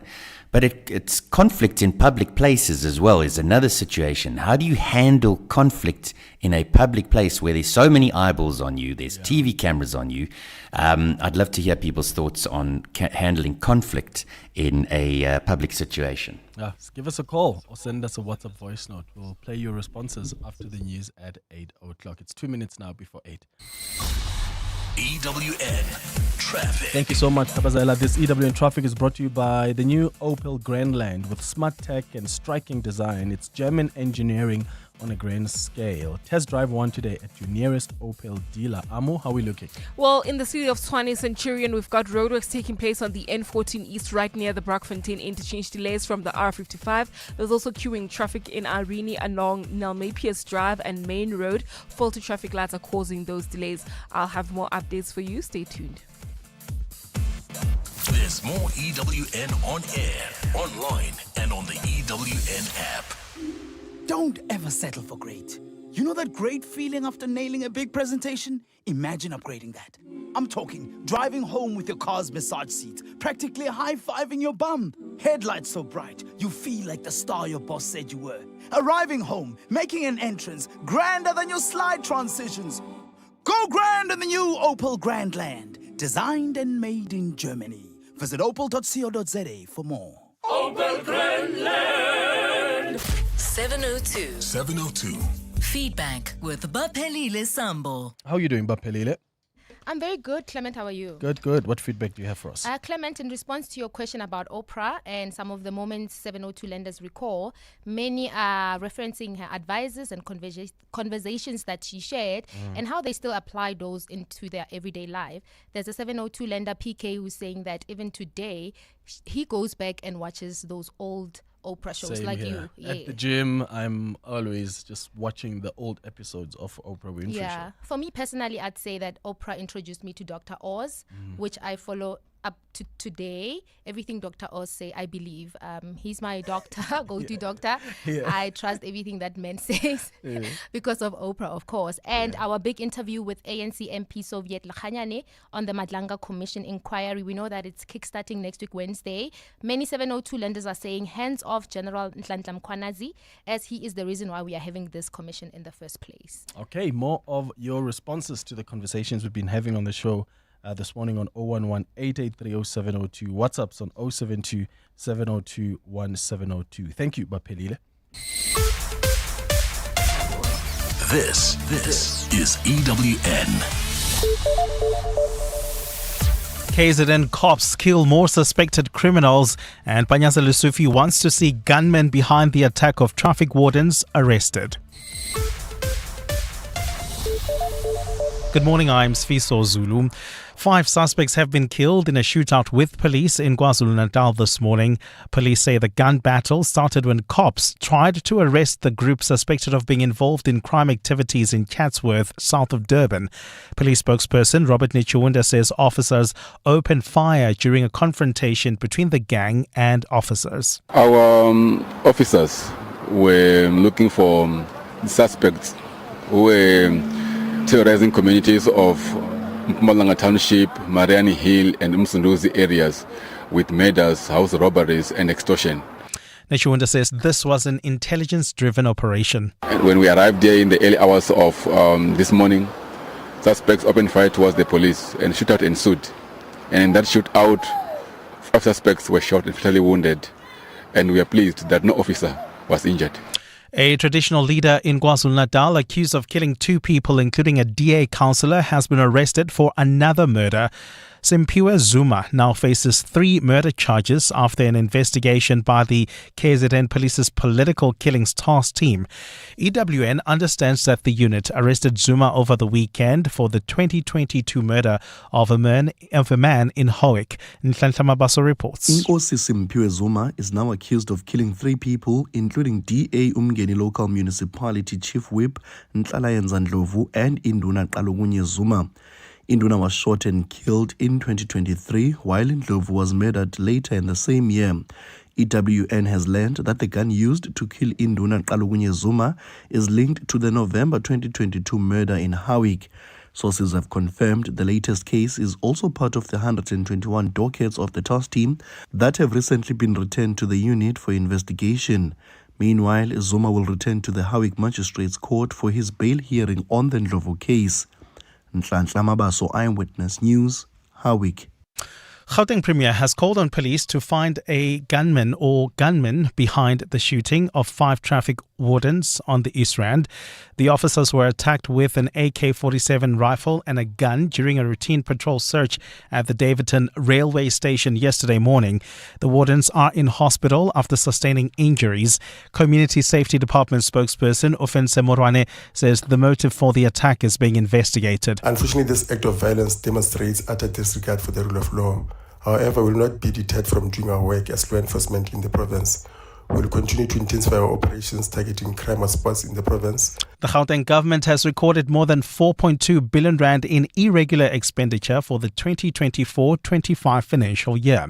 Finance MEC Lebogang Maile revealed the figure at a media briefing in Johannesburg yesterday. This comes despite more than half of the province's departments and entities receiving clean audits. Ntokozo Kumalo reports. Finance MEC Lebogang Maile says the Gauteng provincial government is working on strengthening financial management and compliance after the province recorded over 4.2 billion rand in irregular expenditure in the 2024-2025 financial year. He says the province is focused on improving oversight and automating supply chain management processes to reduce tender-related violations and improve transparency. Maile also noted that while most departments processed 90% of invoices within the required 30 days, the Department of Agriculture and Health lagged behind. In the 2024-2025 financial year, Gauteng Provincial Government departments incurred 4.2 billion in new irregular expenditure. The province is dedicated to enhancing compliance with supply chain management regulations. The MEC says the focus now is on ensuring funds are properly managed and directed to where they are most needed. Ntokozo Khumalo, Eyewitness News. And US President Donald Trump has warned foreign companies to obey American laws after immigration officials arrested more than 400 people at a Hyundai LG battery plant in Georgia.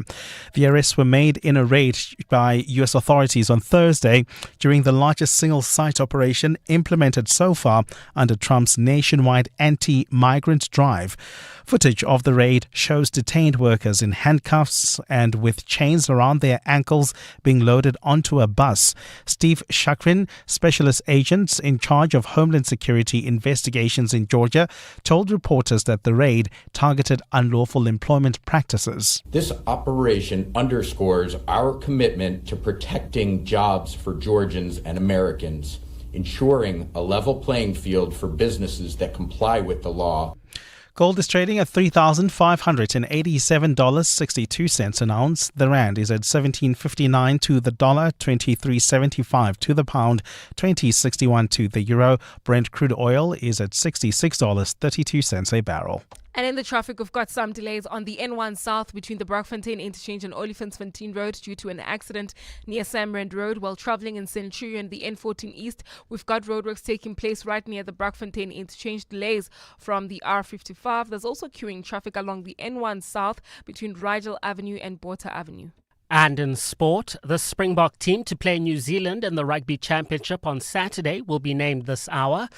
Bafana say the pressure is on Nigeria ahead of their World Cup qualifier tomorrow. And Carlos Alcaraz beats Yannick Sinner to win his second US Open title. A partly cloudy day in store for Gauteng. Johannesburg is at a low of 12 degrees, peaking at 27. Pretoria 13 and 29. Vereeniging 11 and 26 degrees. The top story in EWN this hour: 5 suspects have been killed in a shootout with police in KwaZulu-Natal this morning. EWN, in touch, in tune, and independent. For the latest, visit ewn.co.za or download the EWN app. 702 on 92.7 and 106 FM. Streaming on the Prime Media Plus app. And on DSTV channel 856.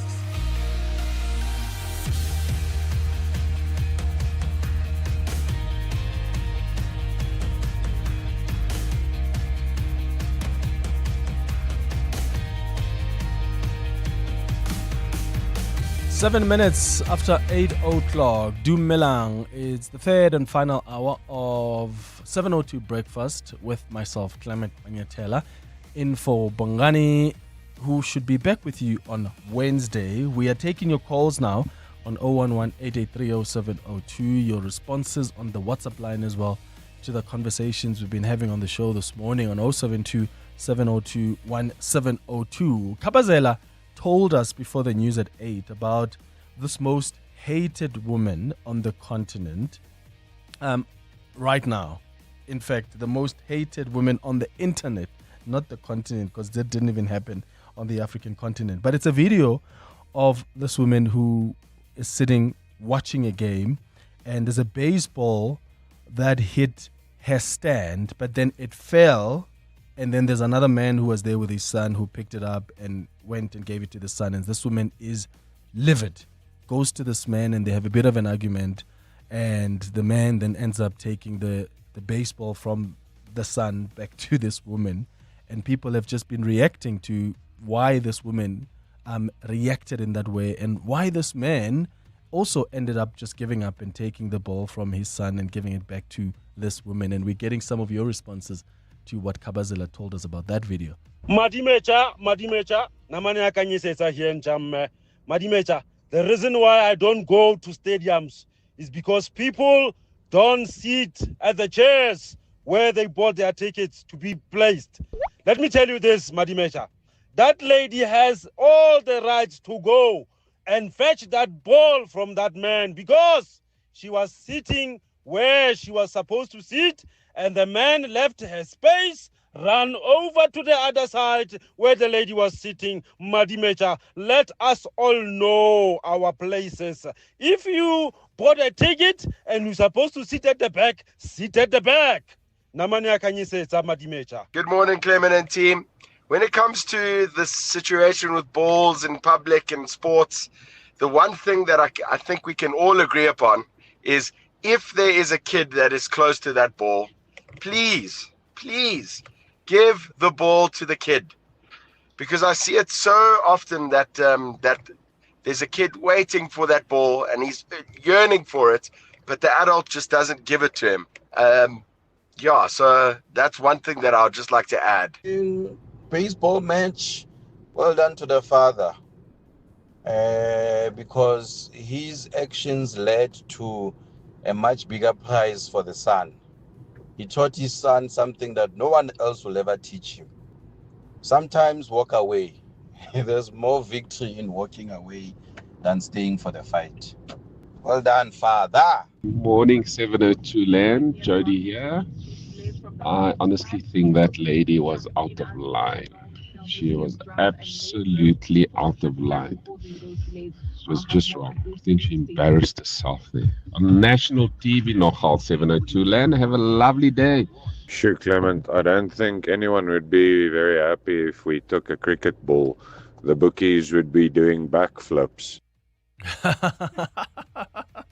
Yeah. How do you guys deal with conflict in a public space? Are you a type of person who, do they calm you down or you calm your friends or your loved ones down? I don't like getting into confrontations in a public space. Even worse when my children are there. You'll never see me get into something. So you're the bigger person. Away. Just walk away. Because some people are saying this man was so quote unquote weak. Like, why did he just not fight harder? Because he allowed himself to be bullied. But honestly, if I was in his shoes, here's my child who's being harassed by this older woman because this woman was shouting. I would probably also do the same thing. Walk away. I'm like the bigger person. Amoramela, are we calming you down? I'm a fighter. Yeah, you look like you're a fighter. But it depends, because there's certain moments where I'm like, it's not really worth it. Like just a few days ago, there's a lady who was pushing me with a trolley. Like, right, she was behind me, and she said because I took her spot. She says, I'm pushing you with this trolley because you took my spot, and I was supposed to be right here. And I said to her, but when I stood here, there was no one behind this lady that I'm standing behind. Like, there was really no one. I just came here, stood here, and now that you're seeing that this queue is moving, you want to now come and bully me. And I just let her be because she looked older and frustrated by whatever things that are frustrating her. Were the kids around? No, the kids weren't around. And then we paid, everything was sorted. And then once we went out, she followed me and she said, you know, I really thought you were going to fight me for that spot. Really? And I'm happy that you just let me be. You didn't really embarrass me in front of people. Because, like, she was really pushing me with the... I didn't understand. I was like, lady. So now Shogolo. Yeah. She just wanted me to rage and, you know, and I'm not that person. I'm very, very calm. I just looked at her. Calm.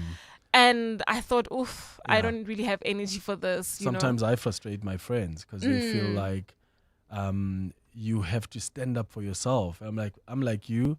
I mean, in the bigger scheme of things, does this change the price of bread? Honestly, if you think you're going to get home and brag that, oh, I bullied someone at the bank today. Imagine. But I'm not getting involved in that. I'm sorry, I'm not. How do you deal with conflict in the public spaces? Are you the type that we come down, or are you calming other people down?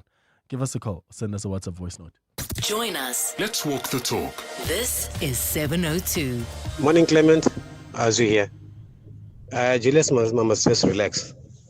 We know things that we didn't know, and for Julius to go on like that, it's really uncalled for. He must just relax. He just wants to find something to make noise about. Yeah, thank you, Clement. Bye. Clement, sorry that I'm giggling like this, man. This is Darian from Adams. I'm just thinking about Malema. Getting so worked up and so angry over Mkonazi. It makes me think of a boxer that's set to get into a ring and build up an anger towards a guy that they never had any beef with. Mkonazi is a mess. Morning, Clem. I am very glad that these issues with General Mkonazi are coming to public knowledge, but I am afraid that we might be overestimating his innocence in some of these matters. And I would honestly not be surprised if once this is all said and done, he's seen as a lauding hero and he throws his hat into the ring as a presidential candidate. But something doesn't smell right entirely to me. Yeah, listen, there are going to be clashes between the work of these two inquiries because they're going to be interviewing and speaking to the same witnesses. So the sooner they sit and talk also among themselves to resolve this scheduling conflict, the better. But I see some people are now saying, yeah, Julius Malema has now been bought by whatever faction that wants to see General Mkonazi out. I don't know how we get to that point. I don't think Julius Malema's position has changed on General Mkonazi. He just seems to have been frustrated now with him writing to the committee and saying, well, I've been locked in by the Madlanga Commission until the 24th of September. Therefore, I'm not available for the committee before that date.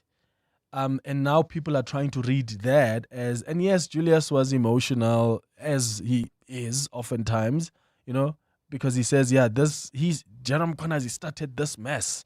We're not going to be dictated by him. But the reality is the man can't divide himself between two inquiries. He can't.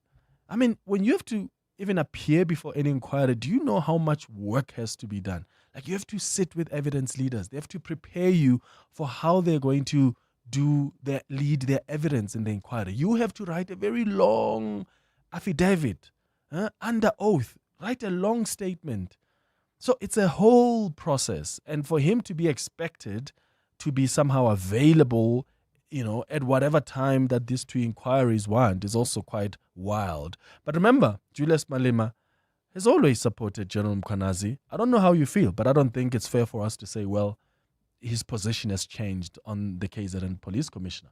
Mkonazi is a hero. For a man to go outside the established protocols to do what he did was to put his body on the line. That's what a man does.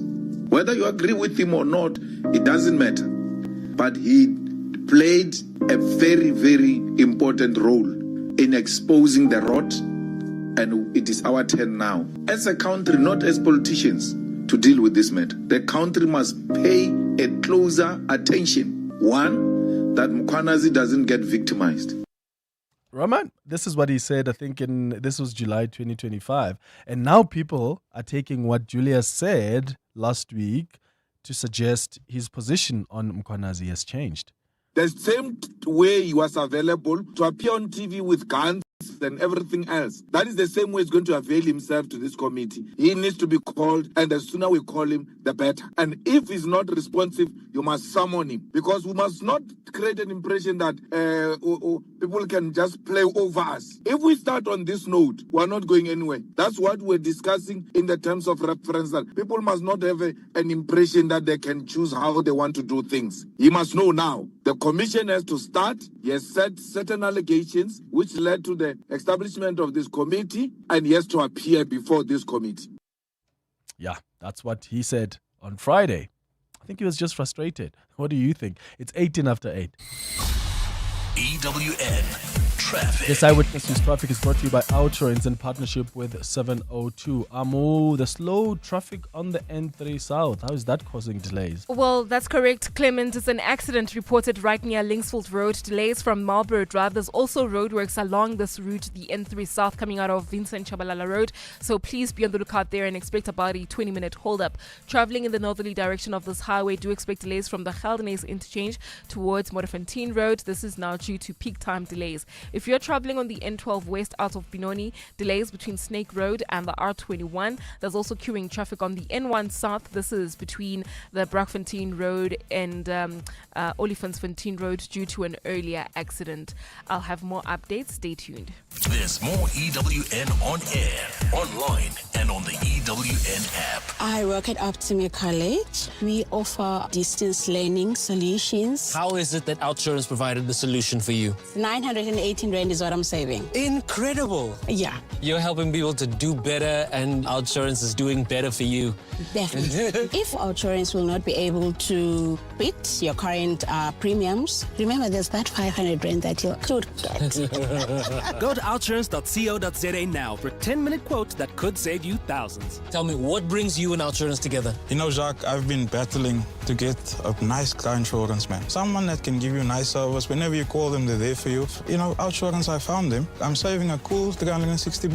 Why put yourself through the pain? Be like Jermaine. Yes, be like Jermaine and sign up with Outsurance. Get the real deal with the real savings. Yes, there we go. I made the right move. Go to outsurance.co.za now for a 10-minute quote that could save you thousands. Licensed insurer and FSP. TCs and information online. 702. Add your voice. Have your say. Let's walk the talk. 20 minutes after 8 o'clock. So from news and entertainment to lifestyle, sports, education and children's programming, YouTube truly offers something for everyone. This year, as the platform celebrates its 20th anniversary, it brings an exciting fest to South Africa. The YouTube Works Awards, already celebrated in over 15 countries for recognizing creative excellence and effectiveness. This global program is now coming to our shores to spotlight the most original and impactful campaigns on the platform. It's going to be taking place on the 10th of September. It's really a high-profile awards ceremony honoring the brilliant minds behind these ideas and also unveil the 2025 winners across a variety of categories. And now on the line, we've got Lorraine London, who is the head of advertising products and solutions for Sub-Saharan Africa at Google, joining us. Thank you so much for your time, Lorraine. Good morning. Good morning. It's so great to be able to talk about this with you. What motivated you as YouTube to launch this YouTube Works Awards in South Africa for the very first time? Well, I think there's been so many opportunities to celebrate creativity across so many channels and mediums in the country, but I think this is the first time that we're actually looking at the way that people are really creatively using the channel YouTube to communicate their brand messaging. And I think there's been so many creative and innovative ways of doing that it actually really needed its own evening to really celebrate that instance. So we're really excited for that. And in what ways do the YouTube Works Awards highlight that creativity and effectiveness in advertising on the platform? I think the most important word there that we're using is effectiveness. We see many instances in South Africa of creativity. We are a very creative bunch. I'm very proud of what South Africa puts out into the market in terms of advertising. But that word effectiveness means that there is an outcome or a result that comes as a result of these campaigns. And we really want to celebrate how this marriage between creativity and effectiveness comes into play, and that it actually builds and bolsters business in South Africa. What types of campaigns and categories are being celebrated at this year's awards? So we're really looking at a vast spectrum of how people have used the platform. So we have a category called the underdog, where they're not playing with the huge budgets that we usually see from corporate brands, but have really leveraged that the budgets that they have to have a very impactful message. In other ways, we are also looking at how people have leveraged a very key insight, something that is a universal truth for South Africans, that they can bring that story to life. So it's a really great way of looking at all these different ways that people have leveraged the platform in the YouTube space. Yeah, and I mean, as you mark your 20th anniversary this year, I mean, these awards, I suppose, reflect the platform's growth and influence in the creative industry. What do you hope, though, as YouTube? What do you hope that these awards will achieve for the local creative community here in South Africa? I really hope that they see that there is such opportunity to really grow their creative process, to grow their messaging, and to partner with brands.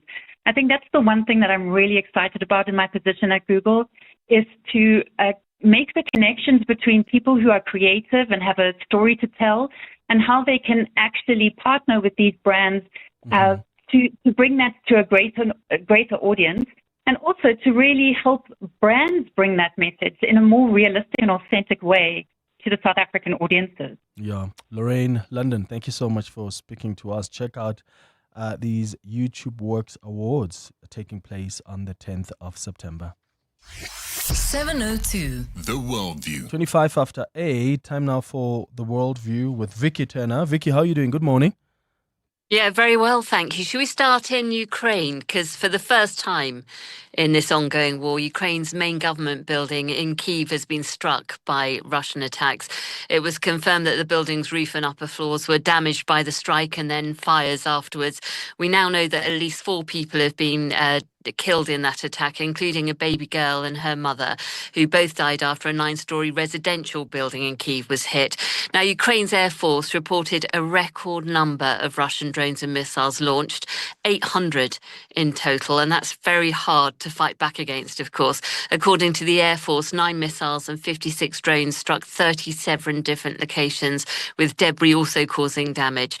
President Zelensky has condemned the attacks and killings, saying that they're deliberate crimes aimed at prolonging the war. He's called on the world to demonstrate the political will to end the attacks. Russia's Ministry of Defense has claimed that their strikes were targeting Ukraine's military-industrial complex. Donald Trump has waded in on the row again, saying that he'll speak to President Putin later this week, although I think the whole world now is questioning his effectiveness, especially as we now know that Putin has Xi Jinping, China's Xi Jinping, and Kim Jong-un from North Korea on his side. Yeah, and Trump doesn't like it when deals are being discussed without him. He's like, let me in that circle. Let's talk about this new millennial saint that has been canonized by the Pope.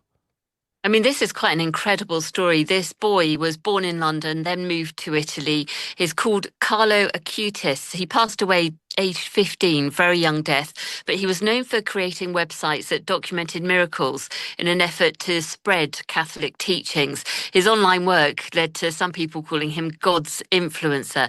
Now, his canonization was originally scheduled for late April and to be done by Pope Francis, who, of course, passed away, so it was delayed.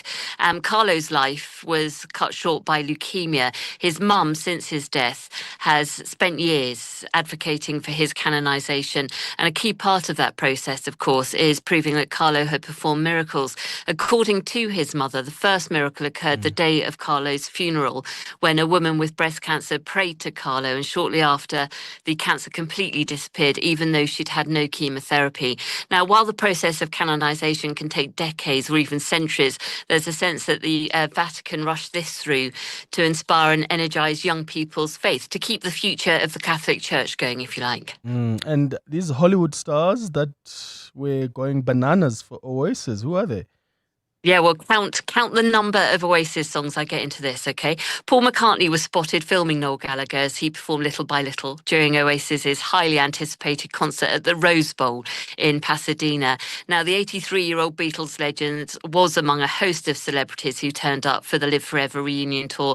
In a video taken at the show, Paul was the only person standing in his section, enthusiastically capturing the performance on his phone like a supersonic fan. He was joined by a wonder wall of stars, including Leonardo DiCaprio, Salma Hayek, the Twilight star, Kristen Stewart, also there, sipping on her champagne supernova. Now, some might say a star-studded crowd was the Oasis master plan. Boom, boom. Yeah, Vicky Turner, thank you very much. EWN Business. 28 after 8, Mateo Khoripe, Transnet reported lower losses for the 2025 financial year. Yeah, some decent results from them. Transnet reporting improved results for the full year. CEO Michelle Phillips says she expects the state rail and logistics firm to return to profit for the 2026 financial year. Transnet's revenue increased to 87.7 billion rand, up 7.8%. The State Port Authority says it narrowed its losses by 74%, moving from 7.3 billion in 2024 to 1.9 billion this year. Cash generated from operations after working capital changes also decreased by 0.6% to 28.6 billion rand. The rail and logistics firm has recently opened its rail network to private operators to improve its efficiencies and deliveries. China's trade data, that's coming lower. Is it already being affected by the higher tariffs? Oh, definitely, Clement. China's shipments to the US plunging 33% in August, while overall exports growth slowed to its weakest level in 6 months. The number came in lower as President Donald Trump's policy targeting international trade weighed on exports. Imports from the US also dropped 16% from a year ago. The US has remained China's largest export destination on a single country basis, despite the continued slump in trade. Exports climbed just 4.4%, coming in lower than the 5% expected by the market. Imports also rising marginally by 1.3%, lower than the Reuters estimate of 3%. And the markets? Markets were far stronger on Friday. The JSE all share up more than 1%. Industrials, banking stocks and mining shares all performing well. Some of the biggest winners included First Rand up more than 2%. Sasol was up 1.9%. Platinum Group Metal Company Valterra up 5.5%, with Sibanye Stillwater up 4.5%. Rand at this hour still quite flat against the dollar at 17 Rand 59 cents, 20 Rand 62 against the euro, and at 23 Rand 76 cents against the British pound. Price of gold is climbing now again at $3,591 an ounce, while platinum is also stronger by more than 0.5% at $1,386. Brent crude still keeping low for those diesel and petrol prices at $66.51 a barrel. Stephen Grotes with more this afternoon. 8:31, time for the latest in Eyewitness News. Sviso, good morning. Thanks, Clemens. Good morning. Parliament's ad hoc committee investigating police corruption says it will announce a way forward by the end of the week as pressure builds to hear from KwaZulu-Natal Police Commissioner Nhlanhla Mkhwanazi. The committee is tasked with investigating allegations of political interference in the criminal justice system and wants Mkhwanazi to be its first witness to testify. But his testimony must be coordinated with the Madlanga Commission, which is already in talks with him, raising questions about timing access to statements and how to avoid duplication. Mongezi Koko takes a look. KZN top cop Nhlanhla Mkhwanazi made damning claims earlier this year, accusing senior political figures of interference in policing operations and corruption. The committee, led by Chair Soviet Lekhanyane, has appointed Advocate Norman Ardenser as evidence leader and is drawing up a witness list that could include ministers and senior police officials. Lekhanyane says the committee intends to work with the Matlanga Commission and not against it. Before the end of this week, we should be able to announce what is the way forward. They expect us to cooperate with them, and we also need to get the cooperation of all the witnesses. The panel has until October 31st to complete its work, a deadline that can only be changed by the Speaker of Parliament. Mongezi Koko, Eyewitness News. Justice Minister Mamloko Kubayi says the murder of attorney Bawa van Niekerk is concerning. Van Niekerk was shot last week in his office near Sandton by two unknown attackers. The motive behind his murder is unclear, but it's understood that at the time of his death, he was working on an insolvency matter involving an alleged pyramid scheme. The minister's spokesperson, Terence Manasseh, has urged people to provide any information that could lead to the arrest of the perpetrators. The minister is deeply saddened by the tragic killing of insolvency attorney Bawa van Niekerk in Johannesburg last Friday. The minister extends her condolences to his family, friends and colleagues. The minister strongly condemns these senseless acts of violence, particularly against members of the legal profession, and urges anyone with information to come forward to assist the police in bringing the perpetrators. Meanwhile, Deputy President Paul Mashatile has raised alarm about the country's high levels of organized crime. Mashatile was speaking at the SAPS National Commemoration Day at the Union Buildings in Pretoria yesterday, honoring officers who died in the line of duty. Mashatile says some of these crimes have directly led to the deaths of several men and women in blue. With grieving families and SAPS top brass in attendance, the Deputy President called on officers to remain resolute and never surrender to criminal elements. Drug trafficking syndicates, gangs, and other forms of organized crime represent an urgent and growing challenge in South Africa. The killing of Sergeant Lawrence Mtsweni, who was shot and killed by more than 7 armed robbers, is but one example of the many senseless killings. And finally,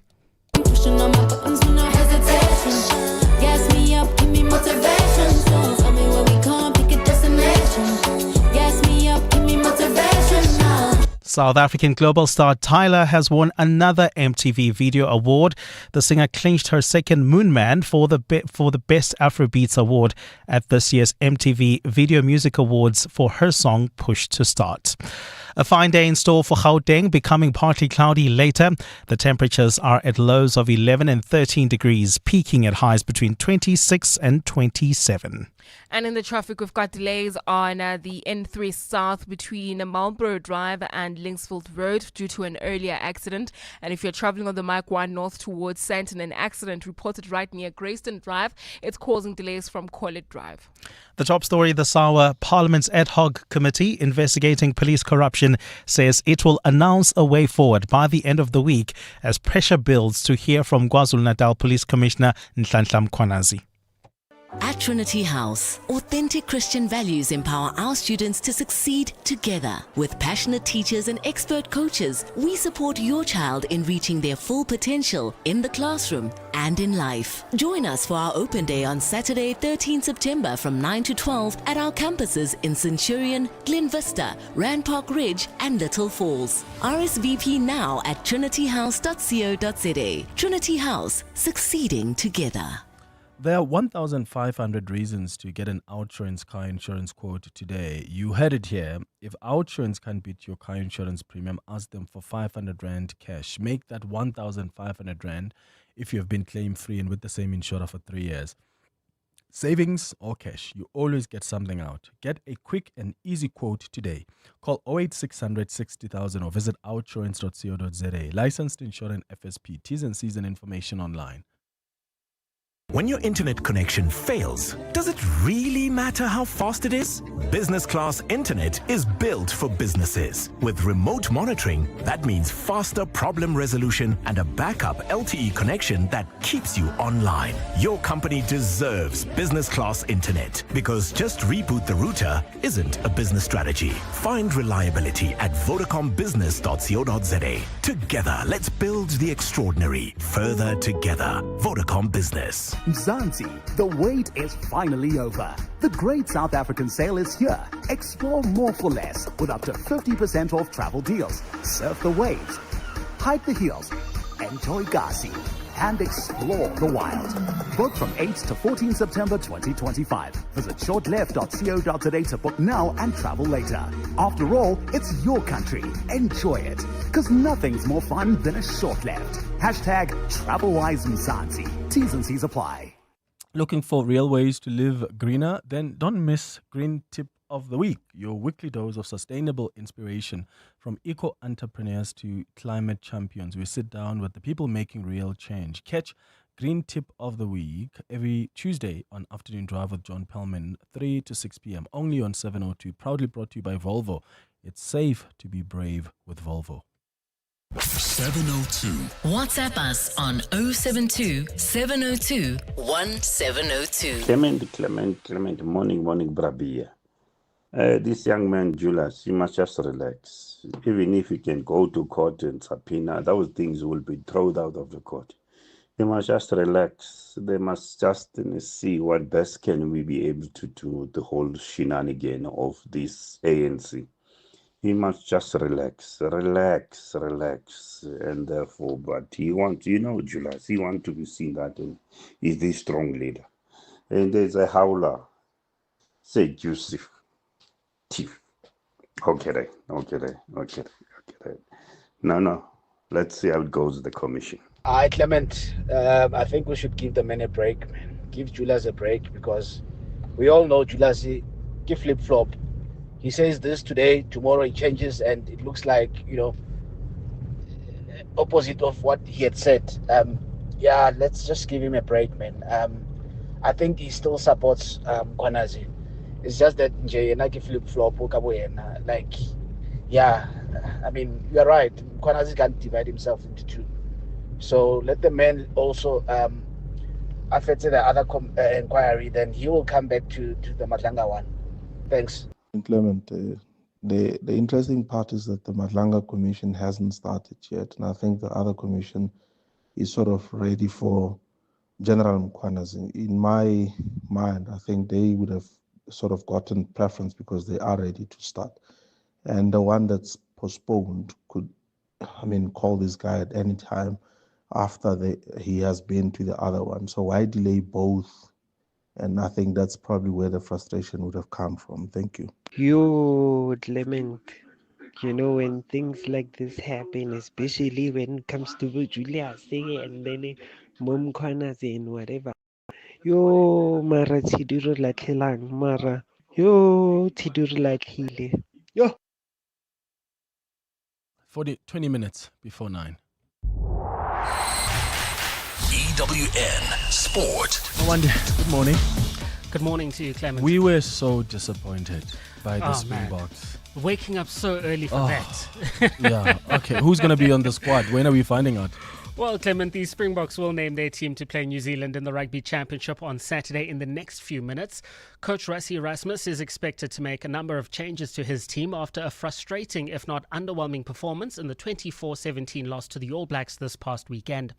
And All Blacks coach Scott Robertson was unaware of Erasmus's intentions to name his team today after delaying the announcement last week, but says it won't really give the New Zealanders an advantage. Oh, sorry, excuse me, I probably should have known that. I wasn't briefed on that.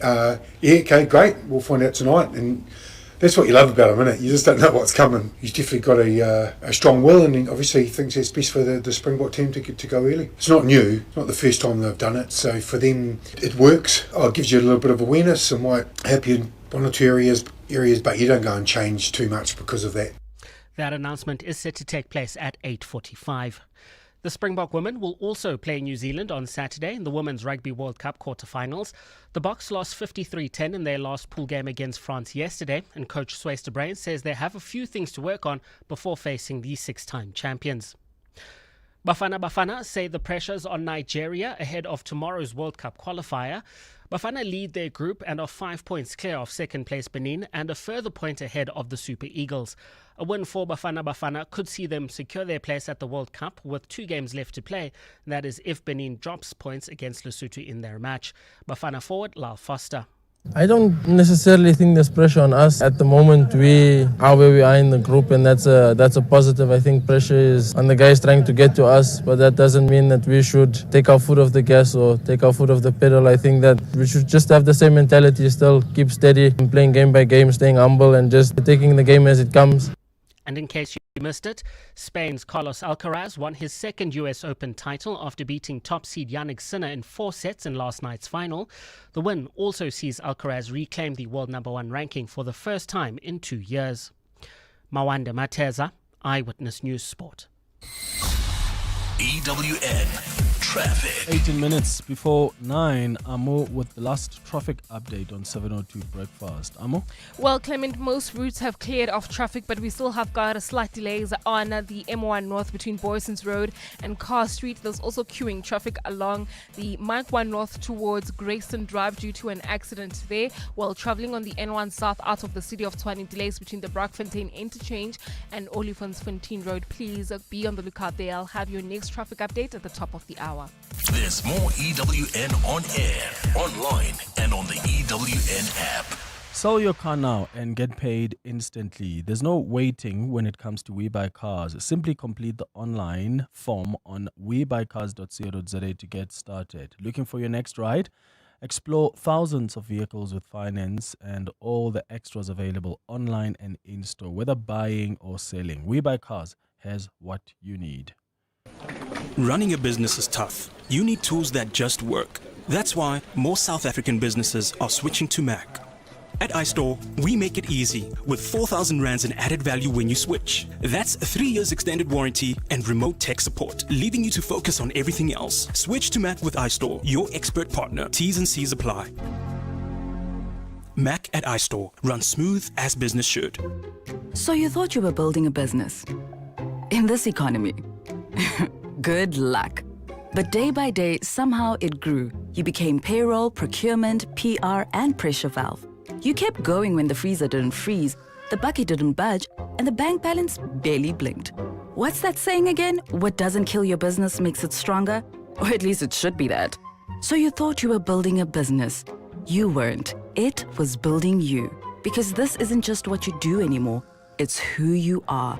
And you don't trust just anybody to protect it. Chat to your broker about Old Mutual Insure Business Insurance. Protect what built you. Old Mutual Insure Limited is a licensed FSP and non-life insurer. Coming up On the Clement Manyatela Show. on 702. All right, coming up between 9 and 12, Bratibos is here to tell us what we can expect this morning. How are you doing?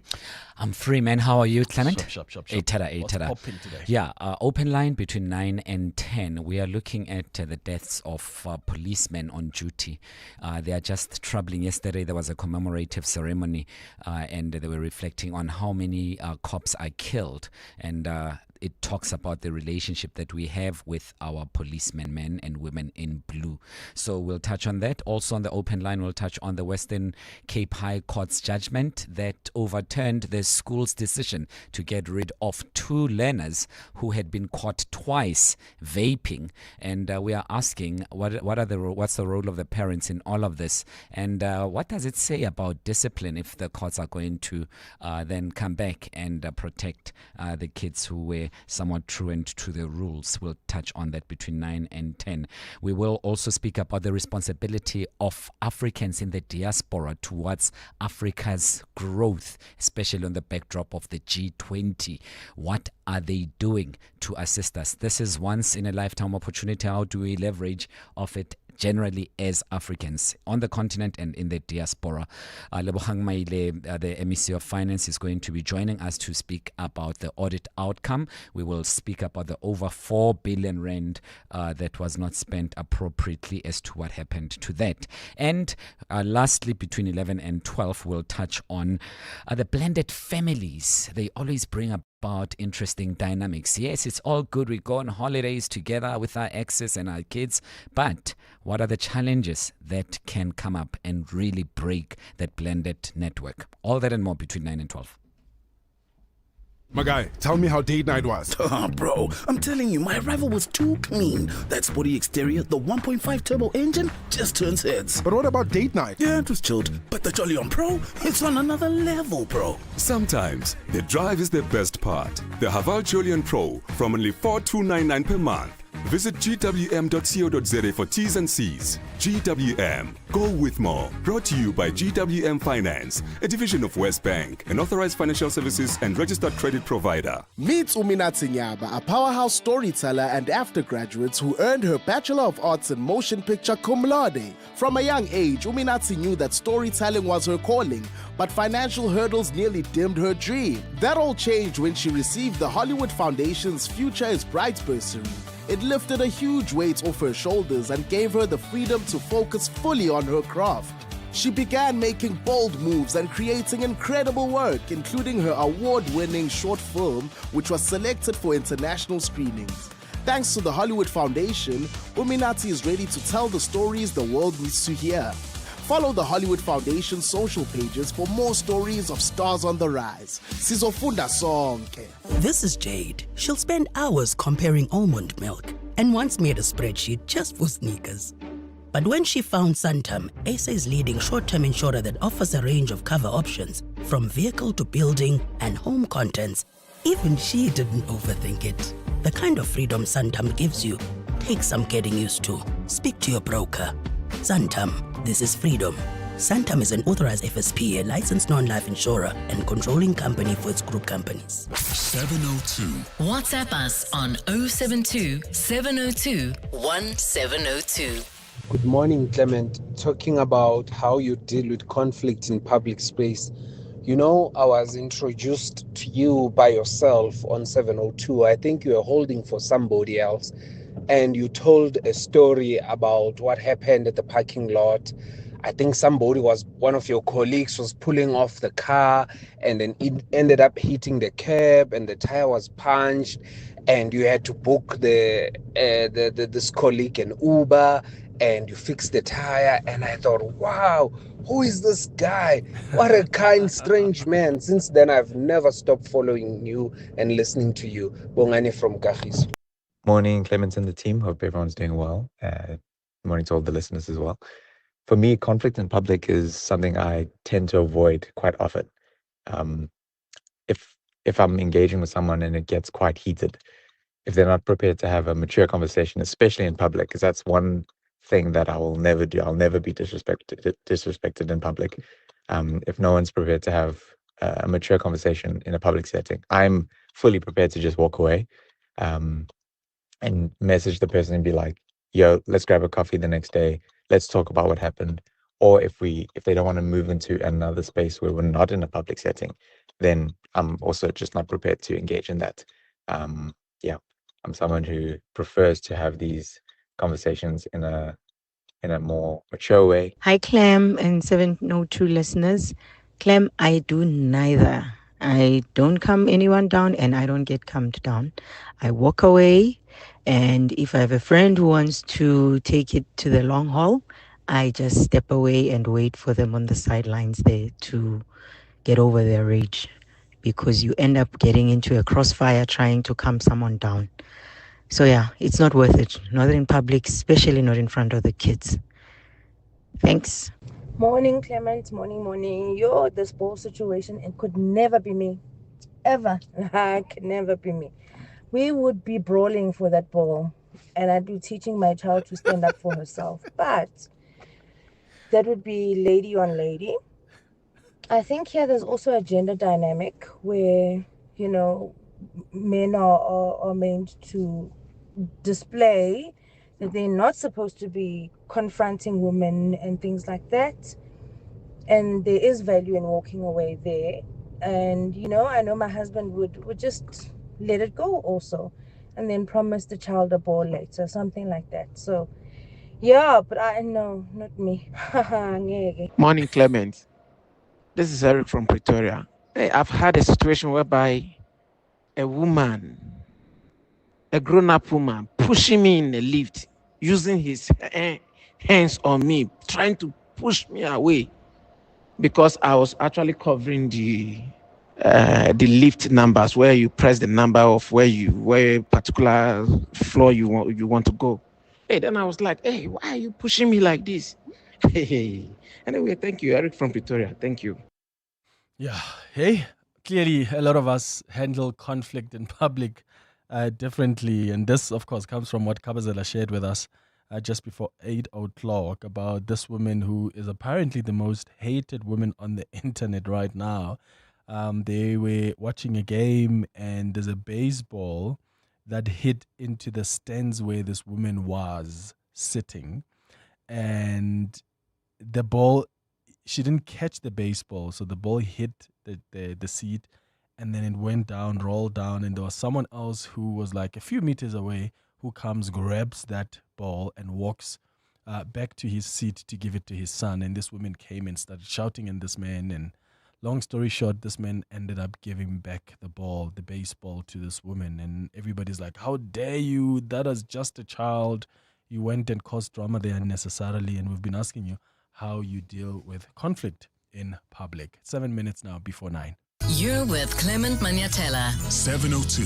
Let's walk the talk. Did you miss the Basha Uhuru Festival in June? Well, no worries. This year, Basha Uhuru fans are receiving a double dose of creativity with the Sounds of Freedom Music Festival on the 13th of September, perfectly timed to kick off those spring vibes, with the theme celebrating the legacy of creative expression. This festival is all about the youth, creativity, and the power of music to inspire. The excitement from the creative conference will explode onto the stage during the signature concert featuring an electrifying lineup, including Kuli Chana, Pabi Cooper, Lamiz, Holworthy, Toss, and a special performance by the 2025 Basha Uhuru Sounds of Freedom Legacy Award winners. You've got Boom Shaka as well that are going to be there. Joining us to tell us more about this concert is Ruben Pasha, who is the Heritage, Education and Tourism Manager at Constitution Hill. Ruben, how are you doing? Good morning. Good morning. How are you doing? I'm all right. Thank you. Thanks for making time. What sparked the idea of the Sounds of Freedom Music Festival, and how does it build upon the success of the Basha Uhuru Festival? The Sounds of Freedom Festival has always been part of the Basha Uhuru Festival. This year, we've decided to give our audiences a second dose at Basha Uhuru because it's a G20 year, and we're partnering with the city of Joburg. We are kickstarting the G20 events for the city of Johannesburg, and that's why we're having the second dose of Basha Uhuru. We conceptualize this festival to commemorate the youth of 76, and it's happening at the iconic Constitution Hill. Imagine having a festival at the World Heritage Site, especially at the Robben Island of Johannesburg, Constitution Hill, with a history of prison, history of struggle, and now the home of the Constitutional Court. But a perfect place to have this festival honoring September, which is our Heritage Month, which brings everybody under social cohesion. And this festival does exactly that, brings different people to come together to celebrate on the eve of 30 years of our Constitution with over 80 acts.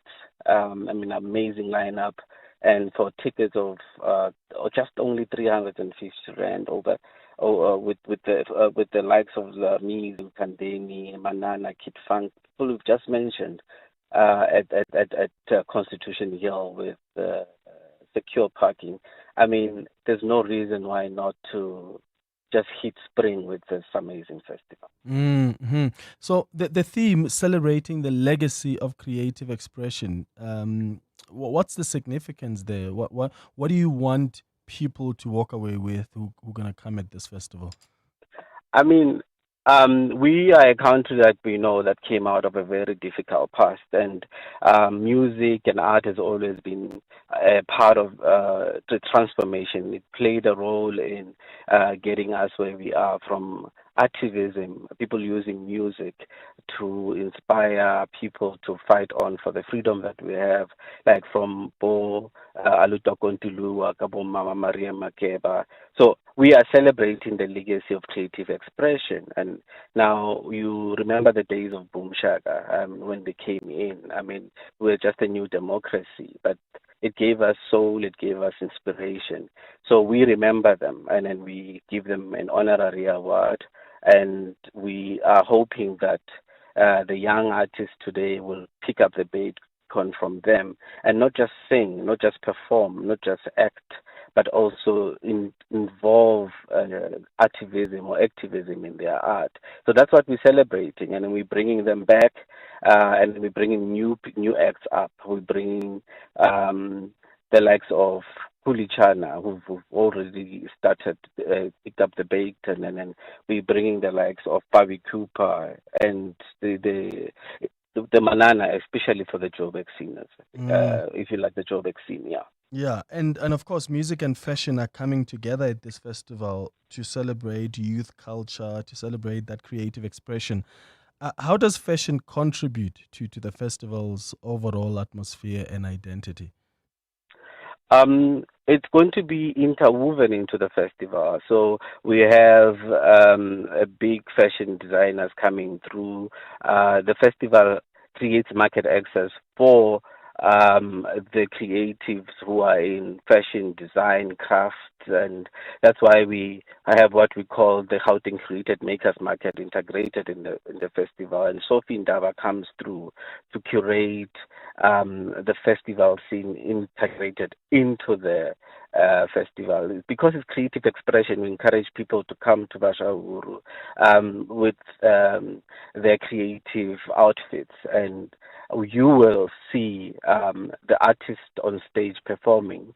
You will see fashion designers on stage performing. So it's a mix of culture and fashion, creativity and music in this festival. Oh. So it's amazing. How do people get their tickets? Web tickets, just search for Basha Uhuru web tickets. It will come up right up. Or you can go to our website, bashauhuru.co.za, or you can just come to Constitution Hill and you will see we have our lineup there. The tickets are only $350. I encourage people to grab them now and not wait for the day on the door, because then it will be slightly a little bit above $350. For now, you can even take advantage of group discounts. If you're coming as a group, I think the tickets are slightly lesser than $350. But I think the issue is that we don't have many tickets left. So people, I think if you beat the rush now, I think it will be much better. Yeah. So, yeah. Well, Ruben Pasha, all the best with the concert. Thank you so much for speaking to us. Check out this music festival that's going to be incredible on the 13th of September. 702 podcasts are on 702.co.za. This is where we wrap up the Monday edition of 702 Breakfast. Up next is Bratibos between 9 and 12 o'clock. Thank you for listening, my friends. Have a beautiful day. Bye-bye. This is EWN. Good morning, I'm Sfiso Zulu. 5 suspects have been killed in a shootout with police in KwaZulu. Good morning, I'm Sfiso Zulu. 5 suspects have been killed in a shootout with police in KwaZulu-Natal this morning. Police say the gun battle started when cops tried to arrest the group suspected of being involved in crime activities in Chatsworth, south of Durban. Police spokesperson Robert Nichunda says officers opened fire during a confrontation between the gang and officers. Our officers were looking for